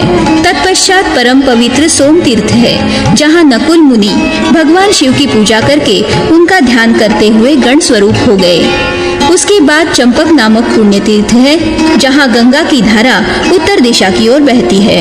उसे मणिक कर्णिका के समान महापातकों का नाश करने वाला बताया गया है। तदनंतर कलश तीर्थ है जहाँ कलश से मुनिवर अगस्त्य प्रकट हुए थे। वही भगवान रुद्र की आराधना करके वे श्रेष्ठ मुनीश्वर हो गए। इसके बाद परम पुण्यमय सोमद्वीप तीर्थ है जिसका महत्व काशीपुरी के समान है। वहाँ भगवान शंकर की आराधना करने वाले चंद्रमा को भगवान रुद्र ने सिर पर धारण किया था। यही विश्वामित्र की भगिनी गंगा में मिली है। उसमें गोता लगाने वाला मनुष्य इंद्र का प्रिय अतिथि होता है। मोहिनी, जनु कुंड नामक महातीर्थ में स्नान करने वाला मनुष्य निश्चय ही अपनी 21 पीढ़ियों का उद्धारक होता है। सुभगे, तदनंतर अदिति तीर्थ है जहाँ अदिति ने कश्यप से भगवान विष्णु को वामन रूप में प्राप्त किया था। वहाँ किए जाने वाले स्नान का फल महान अभ्युदय बताया गया है। तत्पश्चात शिलोच्चय नामक महातीर्थ है जहाँ तपस्या करके समस्त प्रजा तृण आदि के साथ स्वर्ग को चली जाती है क्योंकि वह स्थान अनेक तीर्थों का आश्रय है। तदनंतर इंद्राणी नामक तीर्थ है जहाँ इंद्राणी ने तपस्या करके इंद्र को पति रूप में प्राप्त किया था। यह स्थान प्रयाग के तुल्य सेवन करने योग्य है। उसके बाद पुण्यदायक स्नातक तीर्थ है जहाँ क्षत्रिय विश्वामित्र ने तपस्या करके तीर्थ सेवन के प्रभाव से ब्रह्मर्षि पद को प्राप्त किया था। तत्पश्चात प्रद्युम्न तीर्थ है जो तपस्या के लिए प्रसिद्ध है।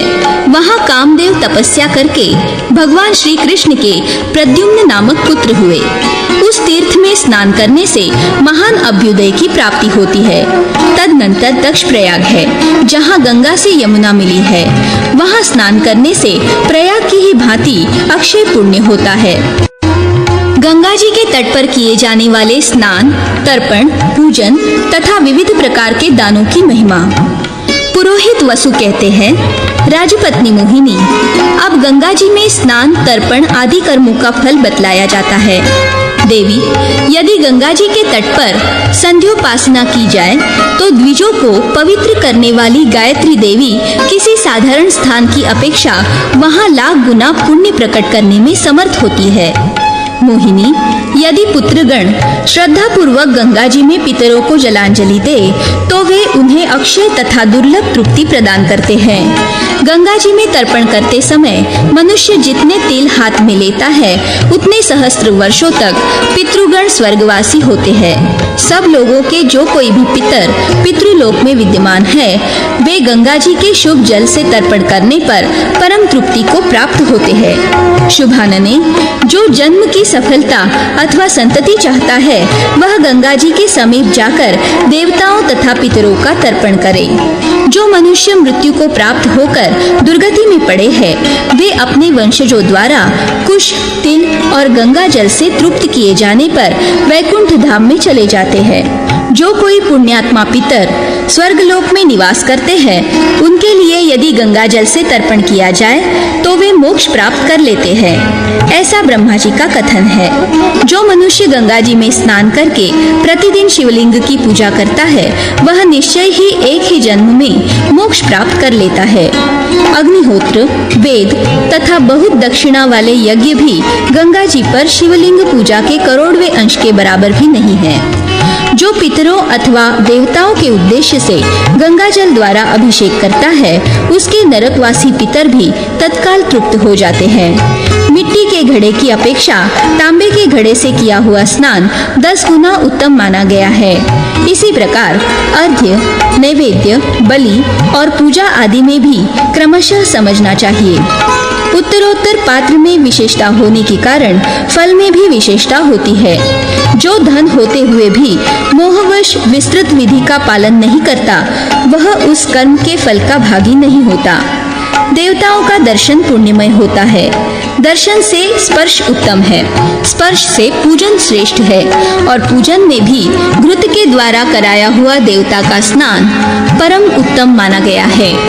गंगा जल से जो स्नान कराया जाता है उसे विद्वान पुरुष घृत स्नान के ही तुल्य कहते हैं। जो तांबे के पात्र में मगध देशीय माप के अनुसार एक प्रस्थ गंगा जल रखकर उसमें दूसरे विशेष द्रव्य मिलाकर उसे मिश्रित जल के द्वारा अपने पितरों सहित देवताओं को एक बार भी अर्घ्य देता है वह पुत्र पौत्रों के साथ स्वर्गलोक को जाता है। जल, क्षीर, कुशग्र, घृत, दही, मधु, लाल कनेर के फूल तथा लाल चंदन इन 8 अंगों से युक्त अर्घ्य सूर्य के लिए देने योग्य कहा गया है। जो श्रेष्ठ मानव गंगा जी के तट पर भगवान विष्णु, शिव, सूर्य, दुर्गा तथा ब्रह्मा जी की स्थापना करता है और अपनी शक्ति के अनुसार उनके लिए मंदिर बनवाता है उसे अन्य तीर्थों में यह सब करने की अपेक्षा गंगा जी के तट पर कोटि-कोटि गुना पुण्य प्राप्त होता है।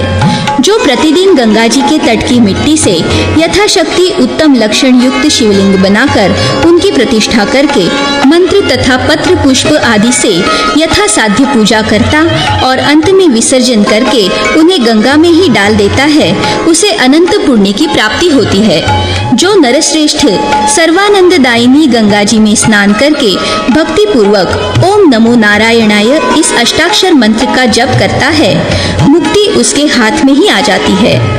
जो नियम पूर्वक 6 मास तक गंगा जी में ओम नमो नारायणाय इस मंत्र का जाप करता है उसके पास सब सिद्धियां उपस्थित हो जाती है। जो गंगा जी के समीप प्रणव सहित नमः शिवाय मंत्र का विधि पूर्वक 24 लाख जप करता है वह साक्षात शंकर के समान है।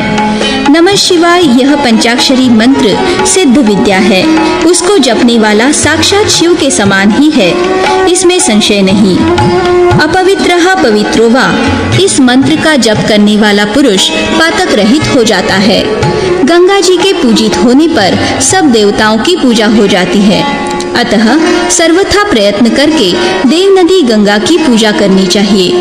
गंगा जी के 4 भुजाएं और 3 नेत्र है, वे संपूर्ण अंगों से सुशोभित होती है। उनके एक हाथ में रत्नमय कलश, दूसरे में श्वेत कमल, तीसरे में वर और चौथे में अभय है। वे शुभ स्वरूपा है। उनके श्री अंगों पर श्वेत वस्त्र सुशोभित होता है। मोती और मणियों के हार उनके आभूषण है। उनका मुख परम सुंदर है। वे सदा प्रसन्न रहती है। उनका हृदय कमल करुणा रस से सदा आर्द्र बना रहता है। उन्होंने वसुधा पर सुधा धारा बहा रखी है। तीनों लोग सदा उनके चरणों में नमस्कार करते हैं। इस प्रकार जलमयी गंगा का ध्यान करके उनकी पूजा करने वाला पुरुष पुण्य का भागी होता है। जो इस प्रकार 15 दिन भी निरंतर पूजा करता है वही देवताओं के समान हो जाता है और दीर्घ काल तक पूजा करने से फल में भी अधिकता होती है। पूर्व काल में राजा जन्नू ने वैशाख शुक्ला सप्तमी को क्रोध पूर्वक गंगा जी को पी लिया था और फिर अपने कान के दाहिने छिद्र से उन्हें निकाल लिया था। शुभान ने उस स्थान पर आकाश की मेखला रूप गंगा जी का पूजन करना चाहिए। वैशाख मास की अक्षय तृतीया को तथा कार्तिक में भी रात को जागरण करते हुए जौ और तिल से भक्तिभाव पूर्वक विष्णु, गंगा और शिव की पूजा करनी चाहिए। उक्त सामग्रियों के सिवा उत्तम गंध, पुष्प, कुमकुम, अगरू, चंदन, तुलसी दल, बिल्वपत्र, बिजौरा नींबू आदि धूप, दीप और नैवेद्य से वैभव विस्तार के अनुसार पूजा करनी उचित है। गंगा जी के तट पर किया हुआ यज्ञ, दान, तप, जप, श्राद्ध और देव पूजा आदि सब कर्म कोटि कोटि गुना फल देने वाला होता है। जो अक्षय तृतीया को गंगा जी के तट पर विधि पूर्वक घृतमयी धेनु का दान करता है वह पुरुष सहस्त्रों सूर्यों के समान तेजस्वी और संपूर्ण भोगों से संपन्न हो हंस भूषित सुवर्ण रत्नमय विचित्र विमान पर बैठकर अपने पितरों के साथ कोटि सहस्त्र एवं कोटि शत कल्पों तक ब्रह्मलोक में पूजित होता है। इसी प्रकार जो कभी गंगा तट पर शास्त्रीय विधि से गोदान करता है वह उस गाय के शरीर में जितने रोए होते हैं उतने वर्षों तक स्वर्ग लोक में सम्मानित होता है। यदि गंगा तट पर वेद वेत्ता ब्राह्मणों को विधि पूर्वक कपिला गौ का दान दिया जाए तो वह गौ नरक में पड़े हुए संपूर्ण पितरों को तत्काल स्वर्ग पहुंचा देती है। जो गंगा तट पर ब्रह्मा, विष्णु, शिव, दुर्गा तथा सूर्य भगवान की प्रीति के लिए ब्राह्मणों को ग्राम दान करता है उसे संपूर्ण दानों का जो पुण्य है, समस्त यज्ञों का जो फल है तथा सब प्रकार के तप, व्रत और पुण्य कर्मों का जो फल बताया गया है वह सहस्त्र गुना होकर मिलता है।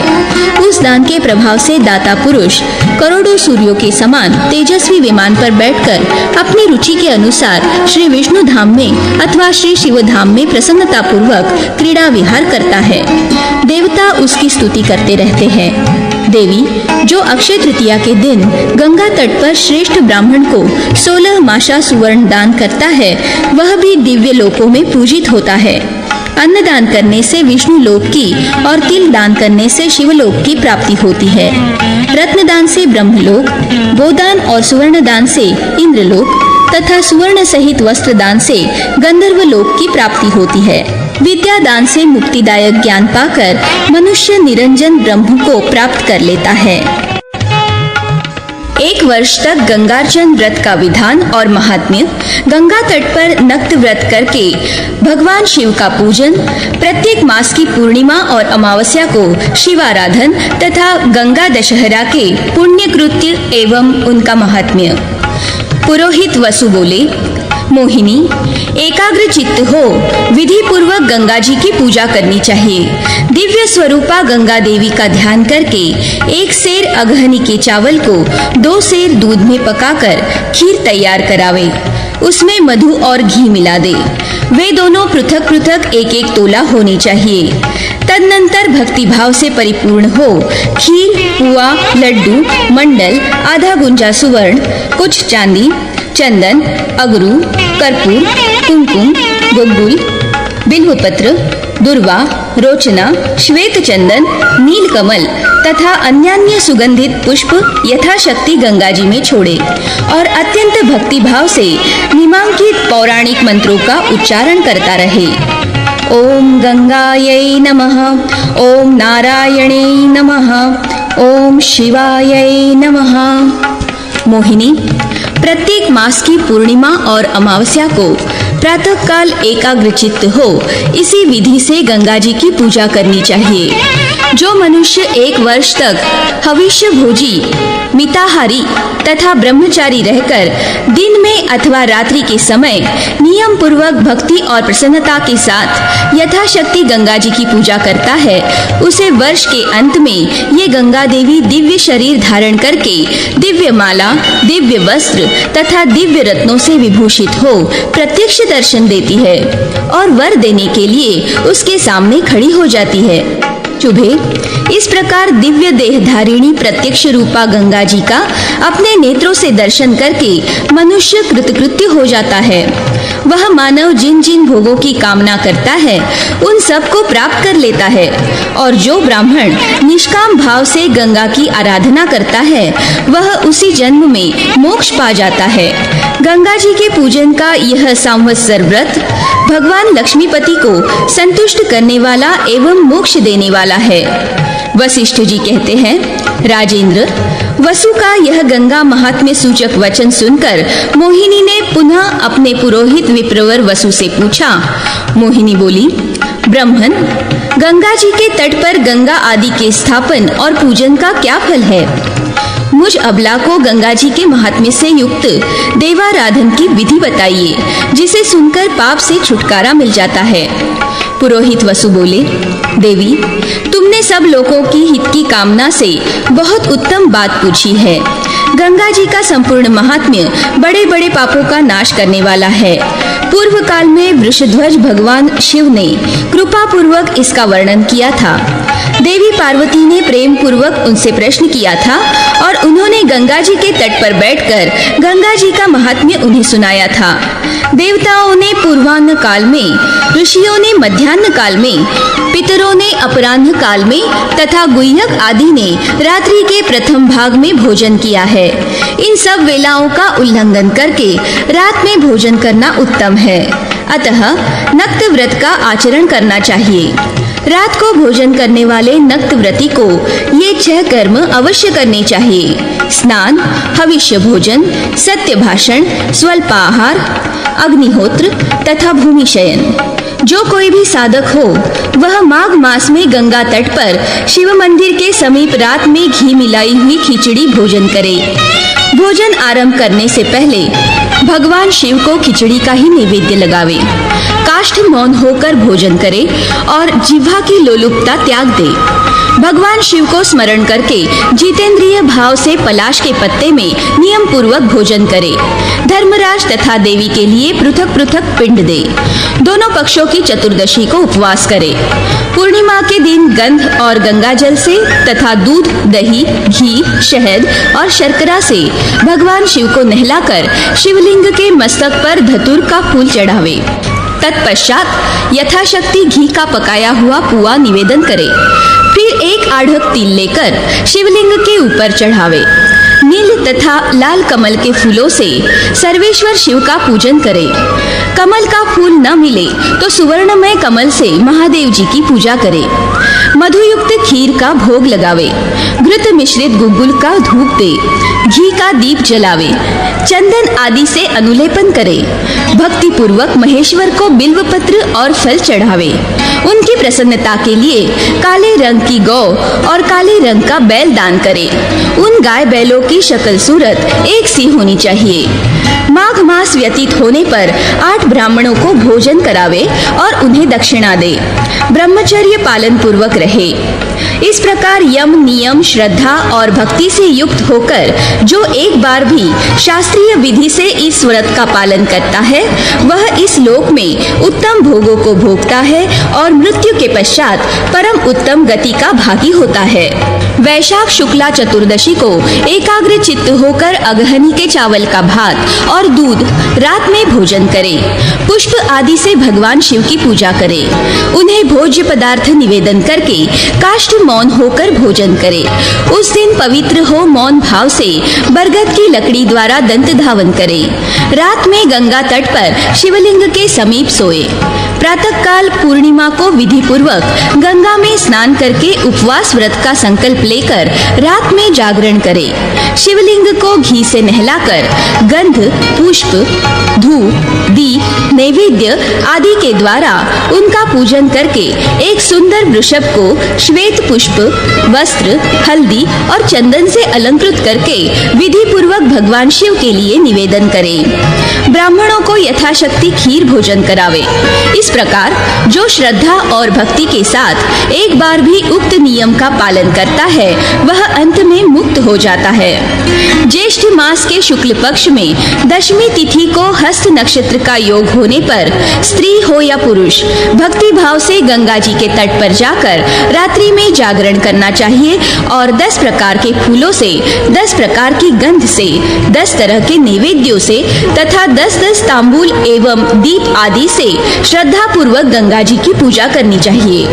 पूजन के पहले भक्ति पूर्वक शास्त्रोक्त विधि के अनुसार गंगा जी में 10 बार स्नान करके जल में 10 पसर काले तिल और घी छोड़ना चाहिए। इसी प्रकार सत्तू तथा गुड़ के 10-10 पिंड भी गंगा जी के जल में डालने चाहिए। तदनंतर गंगा के रमणीय तट पर अपनी शक्ति के अनुसार सोने या चांदी से गंगा जी की प्रतिमा निर्माण कराकर उसकी स्थापना करें। पहले भूमि पर कमल या स्वस्तिक का चिन्ह बनाकर उसके ऊपर कलश स्थापित करें। कलश पर भी पद्म एवं स्वस्तिक का चिन्ह होना चाहिए। उसके कंठ में वस्त्र और पुष्पहार लपेट देना चाहिए। कलश को गंगा जल से भरकर उसमें अन्य आवश्यक पदार्थ छोड़ें। उसके ऊपर पूर्ण पात्र रखकर उसमें गंगा जी की पूर्वोक्त प्रतिमा स्थापित करनी चाहिए। सुवर्ण आदि की प्रतिमा न मिले तो मिट्टी आदि की बनवानी चाहिए। इसकी भी शक्ति न हो तो आटा से पृथ्वी पर ही गंगा जी का स्वरूप अंकित करना चाहिए। उनका स्वरूप इस प्रकार है। गंगा देवी के 4 भुजाएं और सुंदर नेत्र है। उनके श्री अंगों से 10,000 चंद्रमाओं के समान उज्जवल चांदनी सी छिटकती रहती है। दासियां उन्हें चंवर डुलाती है। मस्तक पर तना हुआ श्वेत छत्र उनकी शोभा बढ़ाता है। वे अत्यंत प्रसन्न और वरदायिनी है।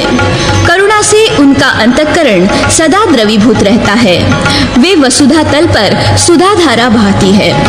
देवता आदि सदा उनकी स्तुति करते रहते हैं। वे दिव्य रत्नों के आभूषण, दिव्य हार और दिव्य अनुलेपन से विभूषित है। जल में उनके उपरयुक्त स्वरूप का ध्यान करके प्रतिमा में उनकी विशेष रूप से पूजा करनी चाहिए।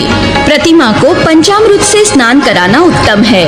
प्रतिमा के आगे एक वेदी बनाकर उसको गोबर से लीपे। उस पर भगवान नारायण, शिव, ब्रह्मा, सूर्य, राजा भगीरथ तथा गिरिराज हिमालय की स्थापना करके गंध पुष्प आदि उपचारों से यथाशक्ति उनकी पूजा करें। फिर 10 ब्राह्मणों को 10 सेर तिल दे।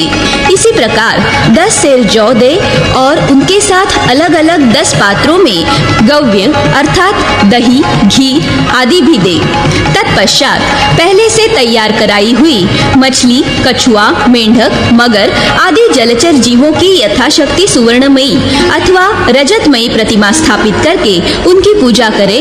वैसी प्रतिमा न मिलने पर आटे की प्रतिमा बनावे और मंत्रज्ञ पुरुष पुष्प आदि से पूर्व निर्दिष्ट मंत्र द्वारा उनकी पूजा करके उन्हें गंगा जी में छोड़ दे।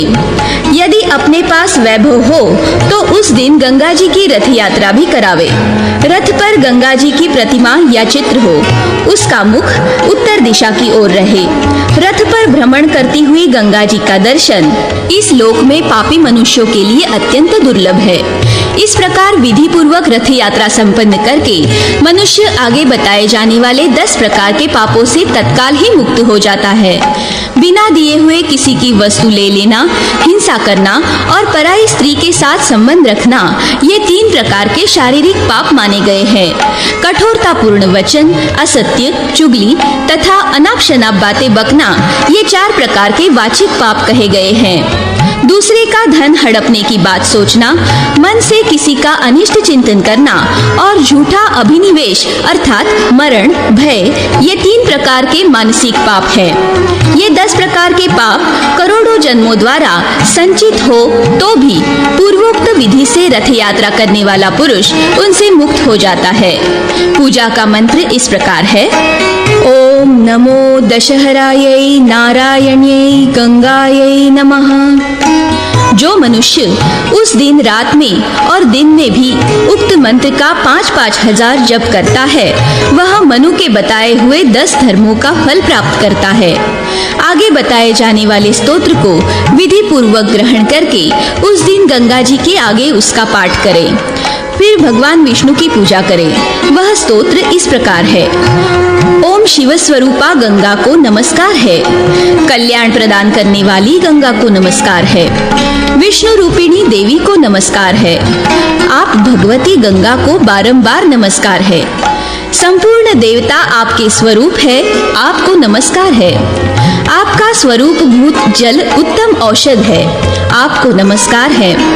आप समस्त जीवों के संपूर्ण रोगों का निवारण करने के लिए श्रेष्ठ वैद्य के समान है, आपको नमस्कार है। आप स्थावर और जंगम जीवों से उत्पन्न होने वाले विष का नाश करने वाली है, आपको नमस्कार है। संसार रूपी विष का नाश करने वाली जीवनदायिनी गंगा देवी को बारंबार नमस्कार है। आप आध्यात्मिक आदि तीनों तापों का निवारण करने वाली एवं सबके प्राणों की अधीश्वरी है, आपको नमस्कार है, नमस्कार है। आप शांति स्वरूपा तथा सबका संताप दूर करने वाली है। सब कुछ आपका ही स्वरूप है, आपको नमस्कार है। सबको पूर्णता शुद्ध करने वाली और सब पापों से छुटकारा दिलाने वाली आपको नमस्कार है। आप भोग और मोक्ष देने वाली भोगवती अर्थात नामक पाताल गंगा है, आपको नमस्कार है, नमस्कार है। आप ही मंदाकिनी नाम से प्रसिद्ध आकाश गंगा है, आपको नमस्कार है। आप स्वर्ग देने वाली है, आपको नमस्कार है, नमस्कार है। तीनों लोकों में मूर्त रूप से प्रकट होने वाली आप गंगा देवी को बारंबार नमस्कार है। शुक्ल रूप से स्थित होने वाली आपको नमस्कार है। सबका क्षेम चाहने वाली क्षेमवती को नमस्कार है। देवताओं के सिंहासन पर विराजमान होने वाली तेजोमयी आप गंगा देवी को नमस्कार है। आप मंद गति धारण करके मंदा और शिवलिंग का आधार होने से लिंग धारिणी कहलाती है। भगवान नारायण के चरणारविंदों से प्रकट होने के कारण आप नारायणी कहलाती है, आपको नमस्कार है, नमस्कार है। संपूर्ण जगत को मित्र मानने वाली आप विश्वामित्रा को नमस्कार है। रेवती नाम से प्रसिद्ध गंगा को नमस्कार है। आप बृहति देवी को नित्य नमस्कार है। लोकधात्री को बारंबार नमस्कार है। विश्व में प्रधान होने से आपका नाम विश्व मुख्या है, आपको नमस्कार है। जगत को आनंदित करने के कारण नंदिनी है, आपको नमस्कार है, नमस्कार है। पृथ्वी, शिवामृता और विरजा नाम वाली गंगा देवी को बारंबार नमस्कार है। परावरगता, आद्या एवं तारा नाम वाली आपको नमस्कार है, नमस्कार है। स्वर्ग में विराजमान गंगा देवी आपको नमस्कार है। आप सबसे अभिन्न है, आपको नमस्कार है, नमस्कार है। आप शांत स्वरूपा, प्रतिष्ठा, आधार स्वरूपा तथा वरदायिनी है, आपको नमस्कार है, नमस्कार है। आप उग्रा, मुख जल्पा और संजीवनी है, आपको नमस्कार है, नमस्कार है। आपकी ब्रह्मलोक तक पहुँच है। आप ब्रह्म की प्राप्ति कराने वाली तथा पापनाशिनी है, आपको नमस्कार है, नमस्कार है। प्रणत जनों की पीड़ा का नाश करने वाली जगन्माता गंगा को नमस्कार है। देवी, आप जल बिंदुओं की राशि है। दुर्गम संकट का नाश करने वाली तथा जगत के उद्धार में दक्ष है, आपको नमस्कार है। संपूर्ण विपत्तियों का विरोध करने वाली मंगलमयी गंगा देवी को नमस्कार है। पर और अपर सब आपके ही स्वरूप है, आप ही पराशक्ति है। मोक्षदायिनी देवी, आपको सदा नमस्कार है। गंगा मेरे आगे रहे, गंगा मेरे दोनों पार्श्व में रहे, गंगा मेरे चारों ओर रहे, और हे गंगे, आप में ही मेरी स्थिति हो। पृथ्वी पर प्राप्त हुई शिव स्वरूपा देवी, आदि मध्य और अंत में आप ही है। आप सर्व स्वरूपा है, आप ही मूल प्रकृति है, आप ही सर्व समर्थ नर नारायण है। गंगे, आप ही परमात्मा और आप ही शिव है, आपको नमस्कार है, नमस्कार है। जो प्रतिदिन भक्ति भाव से इस स्तोत्र का पाठ करता है अथवा जो श्रद्धा पूर्वक इसे सुनता है, वह मन, वाणी और शरीर द्वारा होने वाले पूर्वोक्त 10 पापों से तथा संपूर्ण दोषों से मुक्त हो जाता है। रोगी रोग से और विपत्ति का मारा पुरुष विपत्ति से छुटकारा पा जाता है। शत्रुओं से, बंधन से तथा सब प्रकार के भय से भी वह मुक्त हो जाता है। इस लोक में संपूर्ण कामनाओं को प्राप्त करता है और मृत्यु के पश्चात परब्रह्म परमात्मा में लीन हो जाता है। जिसके घर में इस स्तोत्र को लिखकर इसकी पूजा की जाती है, वहाँ आग और चोर का भय नहीं है, वहाँ पाप से भी भय नहीं होता। ज्येष्ठ शुक्ला दशमी को गंगा जी के जल में खड़ा होकर जो इस स्तोत्र का 10 बार जप या पाठ करता है, वह दरिद्र अथवा असमर्थ होने पर भी वही फल पाता है जो पूर्वोक्त विधि से भक्ति पूर्वक गंगा जी की पूजा करने से प्राप्त होने योग्य बताया गया है। जैसी गौरी देवी की महिमा है, वैसी ही गंगा देवी की भी है। अतः गौरी के पूजन में जो विधि कही गई है, वही गंगा जी के पूजन के लिए भी उत्तम विधि है। जैसे भगवान शिव है, वैसे ही भगवान विष्णु है। जैसे भगवान विष्णु है, वैसी ही भगवती उमा है, और जैसी भगवती उमा है, वैसी ही गंगा जी है। इनमें कोई भेद नहीं है। जो भगवान विष्णु और शिव में, गंगा और गौरी में तथा लक्ष्मी और पार्वती में भेद मानता है, वह मूढ़ बुद्धि है। उत्तरायण में किसी उत्तम मास का शुक्ल पक्ष हो, दिन का समय हो और गंगा जी के तट की भूमि हो, साथ ही हृदय में भगवान जनार्दन का चिंतन हो रहा हो, ऐसी अवस्था में जो शरीर का त्याग करते हैं, वे धन्य है। विधि नंदिनी, जो मनुष्य गंगा में प्राण त्याग करते हैं, वे देवताओं द्वारा अपनी स्तुति सुनते हुए विष्णु लोक को जाते हैं। जो मनुष्य गंगा के तट पर आमरण उपवास का व्रत लेकर मर जाता है, वह निश्चय ही अपने पितरों के साथ परम धाम को प्राप्त होता है। गंगा जी में मृत्यु के लिए 2 योजन दूर की भूमि और समीप का स्थान दोनों समान है। जो मनुष्य गंगा में मर जाता है, वह स्वर्ग और मोक्ष को प्राप्त होता है। जो मानव प्राण त्याग के समय गंगा का स्मरण अथवा गंगा जल का स्पर्श करता है, वह पापी होने पर भी परम गति को प्राप्त होता है। जिन धीर पुरुषों ने गंगा जी के समीप जाकर अपने शरीर का त्याग किया है, वे देवताओं के समान हो गए। इसलिए मुक्ति देने वाले दूसरे सब साधनों को छोड़कर देहपात पर्यंत गंगा जी का ही सेवन करें। जो महान पापी होकर भी गंगा के समीपवर्ती आकाश में, गंगा तट की भूमि पर अथवा गंगा जी के जल में मरा है, वह ब्रह्मा, विष्णु और शिव के द्वारा पूजनीय अक्षय पद को प्राप्त कर लेता है। जो धर्मात्मा, पवित्र एवं साधु सम्मत प्राणधारी मनुष्य मन ही मन गंगा जी का चिंतन करता है, वह परम गति को प्राप्त कर लेता है। कोई कहीं भी मर रहा हो, परंतु मृत्यु काल उपस्थित होने पर यदि वह गंगा जी का स्मरण करता है, तो वह शिवलोक अथवा विष्णु धाम को जाता है। भगवान शंकर के अत्यंत कर्कश जटा कलाप से निकलकर पापी सगर पुत्रों के शरीर की राख को बहाकर गंगा जी ने उन्हें स्वर्गलोक पहुंचाया था। पुरुष के शरीर की जितनी हड्डियां गंगा जी में मौजूद रहती है, उतने 1000 वर्षों तक वह स्वर्गलोक में प्रतिष्ठित होता है। मनुष्य की हड्डी जब गंगा जी के जल में ले जाकर छोड़ी जाती है, उसी समय से प्रारंभ करके उसकी स्वर्गलोक में स्थित होती है। जिस पुण्यकर्मा पुरुष की हड्डी गंगा जी के जल में पहुंचाई जाती है, उसकी ब्रह्मलोक से किसी प्रकार पुनरावृत्ति नहीं होती। जिस मृतक पुरुष की हड्डी दशाह के भीतर गंगा जी के जल में पड़ जाती है, उसे गंगा में मरने का जैसा फल बताया गया है, उसी फल की प्राप्ति होती है। अतः स्नान करके पंचगव्य छिड़क कर सुवर्ण, मधु, घी और तिल के साथ उस अस्थि पिंड को दोने में रख ले और प्रेत गणों से युक्त दक्षिण दिशा की ओर देखते हुए नमोस्तु धर्माय अर्थात धर्मराज को नमस्कार है, ऐसा कहकर जल में प्रवेश करे और धर्मराज मुझ पर प्रसन्न हो, ऐसा कहकर उस हड्डी को जल में फेंक दे। तदनंतर स्नान करके तीर्थवासी अक्षय वट का दर्शन करे और ब्राह्मण को दक्षिणा दे। ऐसा करने पर यमलोक में स्थित हुए पुरुष का स्वर्गलोक में गमन होता है और वहां उसे देवराज इंद्र के समान प्रतिष्ठा प्राप्त होती है।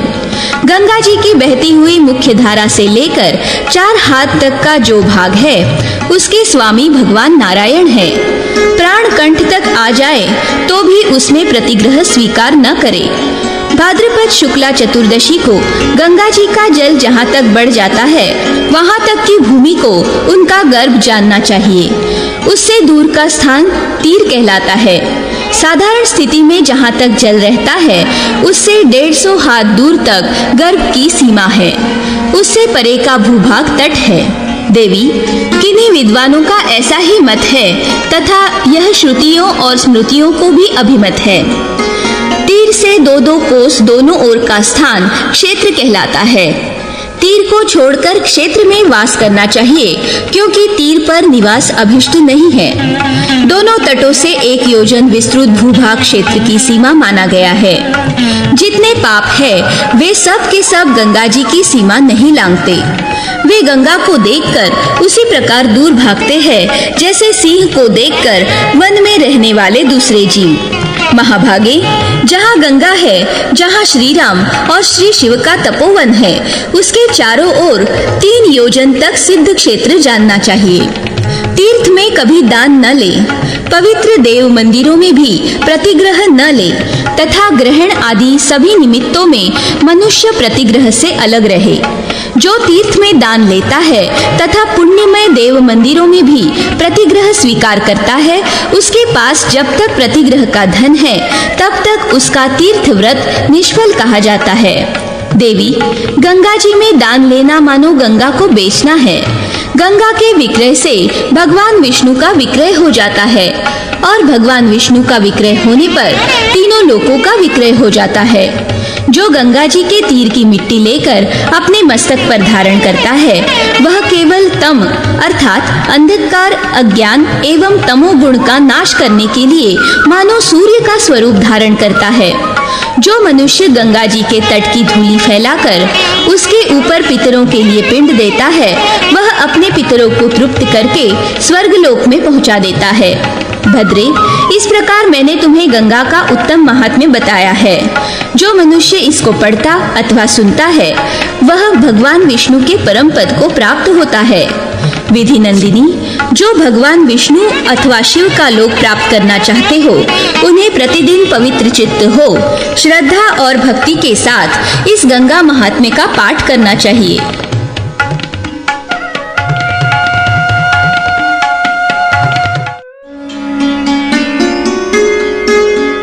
गया तीर्थ की महिमा। वशिष्ठ जी कहते हैं, राजन, तदनंतर पापनाशिनी गंगा का यह उत्तम महात्म्य सुनकर मोहिनी ने पुनः अपने पुरोहित से पूछा, भगवन, आपने मुझे गंगा का पुण्यमय आख्यान अर्थात महात्म्य सुनाया है। अब मैं ये सुनना चाहती हूँ कि संसार में गया तीर्थ कैसे विख्यात हुआ। पुरोहित वसु ने कहा, गया पितृतीर्थ है। उसे सब तीर्थों में श्रेष्ठ माना गया है। जहाँ देव देवेश्वर पितामह ब्रह्मा जी स्वयं निवास करते हैं, जहाँ याग अर्थात श्राद्ध की अभिलाषा रखने वाले पितरों ने यह गाथा गाई है। बहुत से पुत्रों की अभिलाषा करनी चाहिए क्योंकि उनमें से एक भी तो गया जाएगा अथवा अश्वमेध यज्ञ करेगा या नील वृषभ का उत्सर्ग करेगा।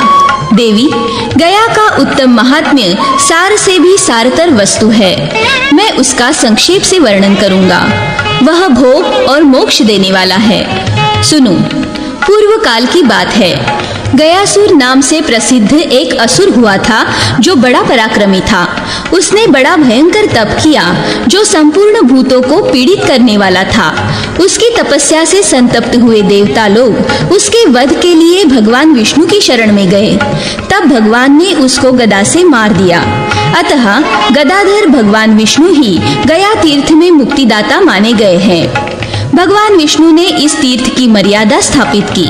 जो मनुष्य यहाँ यज्ञ, श्राद्ध, पिंडदान एवं स्नानादि कर्म करता है वह स्वर्ग अथवा ब्रह्मलोक में जाता है।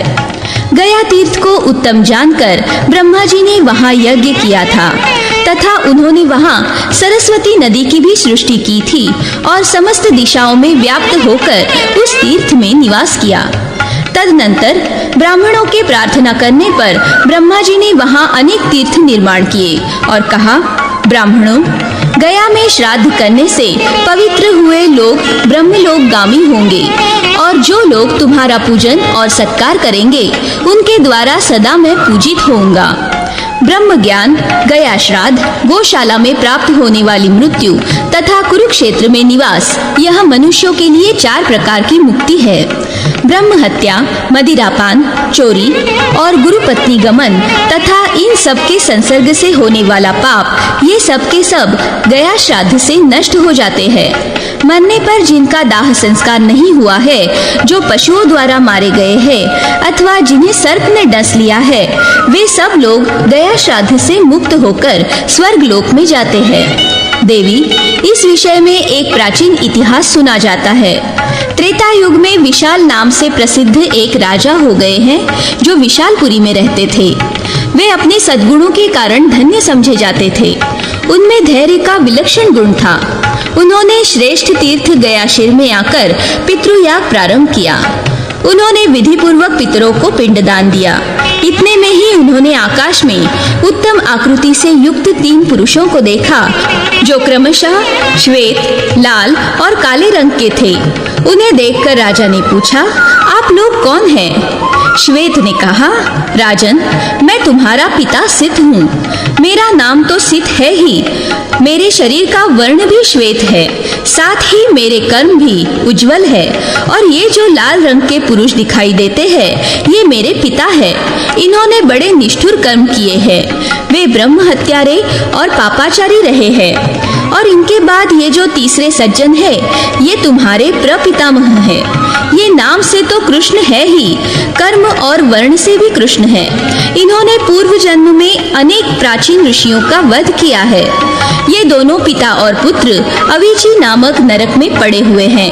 अतः ये मेरे पिता और ये दूसरे इनके पिता, जो दीर्घ काल तक काले मुख से युक्त हो नरक में रहे हैं, और मैं, जिसने अपने शुद्ध कर्म के प्रभाव से इंद्र का परम दुर्लभ सिंहासन प्राप्त किया था, तुझ मंत्रज्ञ पुत्र के द्वारा गया में पिंडदान करने से हम तीनों ही बलात् मुक्त हो गए। एक बार गया जाना और एक बार वहाँ पितरों को पिंड देना भी दुर्लभ है। फिर नित्य वही रहने का अवसर मिले, इसके लिए तो कहना ही क्या है। देश काल के प्रमाणानुसार कहीं कहीं मृत्यु काल से 1 वर्ष बीतने के बाद अपने भाई बंधु पतित पुरुषों के लिए गया कूप में पिंडदान करते हैं। एक समय किसी प्रेतराज ने एक वैश्य से अपनी मुक्ति के लिए अनुरोध करते हुए कहा, तुम गया तीर्थ का दर्शन करके स्नान कर लेना और पवित्र होकर मेरा नाम ले मेरे लिए पिंडदान करना। वहाँ पिंड देने से मैं अनायास ही प्रेत भाव से मुक्त हो संपूर्ण दाताओं को प्राप्त होने वाले शुभ लोकों में चला जाऊंगा। वैश्य से ऐसा कहकर अनुयायियों सहित प्रेतराज ने एकांत में विधि पूर्वक अपने नाम आदि अच्छी तरह बताए। वैश्य धनोपार्जन करके परम उत्तम गया तीर्थ नामक तीर्थ में गया। उस महाबुद्धि वैश्य ने वहां पहले अपने पितरों को पिंड आदि देकर फिर सब प्रेतों के लिए क्रमशः पिंडदान और धनदान किया। उसने अपने पितरों तथा अन्य कुटुंबी जनों के लिए भी पिंडदान किया था। वैश्य द्वारा इस प्रकार पिंड दिए जाने पर वे सभी प्रेत भाव से छूटकर द्विजत्व को प्राप्त हो ब्रह्मलोक में चले गए। गया में किए हुए श्राद्ध, जप, होम और तप अक्षय होते हैं। यदि पिता की क्षयाह तिथि को पुत्रों द्वारा ये कर्म किए जाएं, तो वे मोक्ष की प्राप्ति कराने वाले होते हैं। पितृगण नरक के भय से पीड़ित हो पुत्र की अभिलाषा करते हैं और सोचते हैं, जो कोई पुत्र गया जाएगा वह हमें तार देगा। गया में धर्म पृष्ठ, ब्रह्म सभा, गया शीर्ष तथा अक्षय वट के समीप पितरों के लिए जो कुछ दिया जाता है वह अक्षय होता है। ब्रह्मारण्य, धर्मपृष्ठ और धेनुकारण्य, इनका दर्शन करके वहाँ पितरों की पूजा करने से मनुष्य अपनी 20 पीढ़ियों का उद्धार कर देता है। महान कल्प पर्यंत किया हुआ पाप गया में पहुँचने पर नष्ट हो जाता है। गोतीर्थ और गृध्र वट तीर्थ में किया हुआ श्राद्ध दान महान फल देने वाला होता है। वहाँ सब मनुष्य मतंग के आश्रम का दर्शन करते हैं और सब लोगों के समक्ष धर्म सर्वस्व की घोषणा करते हैं। वहाँ पवित्र पंकजवन नामक तीर्थ है जो पुण्यात्मा पुरुषों से सेवित है, जिसमें पिंडदान दिया जाता है। वह सबके लिए दर्शनीय तीर्थ है। तृतीया तीर्थ, पाद तीर्थ, निक्षिरा मंडल तीर्थ, महारुद्र तथा कौशिकी तीर्थ, इन सब में किया हुआ श्राद्ध महान फल देने वाला होता है। मुंड पृष्ठ में परम बुद्धिमान महादेव जी ने अपना पैर दे रखा है। अन्य तीर्थों में अनेक 100 वर्षों तक जो दुष्कर तपस्या की जाती है, उसके समान फल यहाँ थोड़े ही समय के तीर्थ सेवन से प्राप्त हो जाता है।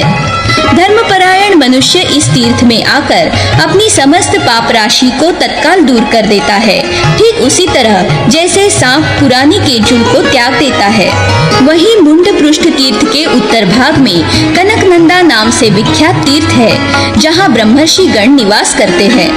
वहाँ स्नान करके मनुष्य अपने शरीर के साथ स्वर्ग लोक को जाते हैं। वहाँ किया हुआ श्राद्ध दान सदा अक्षय कहा गया है। सुलोचने, वहाँ निक्षार में 3 दिन तक स्नान करके मानसरोवर में नहाकर श्राद्ध करे। उत्तर मानस में जाकर मनुष्य परम उत्तम सिद्धि प्राप्त कर लेता है। जो अपनी शक्ति और बल के अनुसार वहाँ श्राद्ध करता है, वह दिव्य भोगों और मोक्ष के संपूर्ण उपायों को प्राप्त कर लेता है। तदनंतर ब्रह्म सरोवर तीर्थ में जाए, जो ब्रह्मयूप से सुशोभित है। वहाँ श्राद्ध करने से मनुष्य ब्रह्मलोक को प्राप्त होता है। सुभगे, तदनंतर लोक विख्यात धेनुक तीर्थ में जाएं। वहाँ एक रात रहकर तिलमयी धेनु का दान करे। ऐसा करने से मनुष्य सब पापों से मुक्त हो निश्चय ही चंद्रलोक में जाता है। तत्पश्चात परम बुद्धिमान महादेव जी के रुद्रवट नामक स्थान को जाएं। वहाँ भगवान शंकर के समीप जाकर अपने अंगों में भस्म लगावे। देवी, ऐसा करने से ब्राह्मणों को तो 12 वर्षों तक किए जाने वाले व्रत का पुण्य प्राप्त होता है और अन्य वर्ण के लोगों का सारा पाप नष्ट हो जाता है। तत्पश्चात उदयगिरी पर्वत पर जाएं, जहाँ दिव्य संगीत की ध्वनि गूंजती रहती है। वहाँ सावित्री देवी का परम पुण्यदायक पदचिन्ह दृष्टिगोचर होता है। उत्तम व्रत का पालन करने वाला ब्राह्मण वहाँ संध्योपासना करे। इससे 12 वर्षों तक संध्योपासना करने का फल प्राप्त होता है। विधि नंदिनी, वही योनि द्वार है। वहाँ जाने से मनुष्य योनि संकट से सदा के लिए मुक्त हो जाता है। जो मनुष्य शुक्ल और कृष्ण दोनों पक्षों में गया तीर्थ में निवास करता है, वह अपने कुल की 7 पीढ़ियों को पवित्र कर देता है। सुभगे, तदनंतर महान फलदायक धर्मपृष्ठ नामक तीर्थ में जाएं, जहाँ पितृलोक का पालन करने वाले साक्षात धर्मराज विराजमान है। वहाँ जाने से मनुष्य अश्वमेध यज्ञ का फल पाता है। तदनंतर मनुष्य परम उत्तम ब्रह्म तीर्थ में जाएं। वहाँ ब्रह्मा जी के समीप जाने से राजसूय यज्ञ का फल मिलता है। तदनंतर फल्गु तीर्थ में जाएं। वह प्रचुर फल मूल से संपन्न और विख्यात है। वही कौशिकी नदी है, जहाँ किया हुआ श्राद्ध अक्षय माना गया है। वहाँ से उस पर्वत पर जाएं, जो परम पुण्यात्मा धर्मज्ञ राजर्षि गय के द्वारा सुरक्षित रहा है। वही गयशीर नाम का सरोवर है, जहाँ पुण्य सलीला महानदी विद्यमान है। ऋषियों से सेवित परम पुण्यमय ब्रह्म सरोवर नामक तीर्थ भी वहाँ है, जहाँ भगवान अगस्त्य वैवस्वत यम से मिले थे और जहाँ सनातन धर्मराज निरंतर निवास करते हैं। वहाँ सब सरिताओं का उद्गम दिखाई देता है और पिनाकपाणी महादेव वहाँ नित्य निवास करते हैं। लोक विख्यात अक्षय वट भी वही है। पूर्व काल में यजमान राजा गय ने वहाँ यज्ञ किया था। वहाँ प्रकट हुई सरिताओं में श्रेष्ठ गंगा गय के यज्ञों में सुरक्षित थी।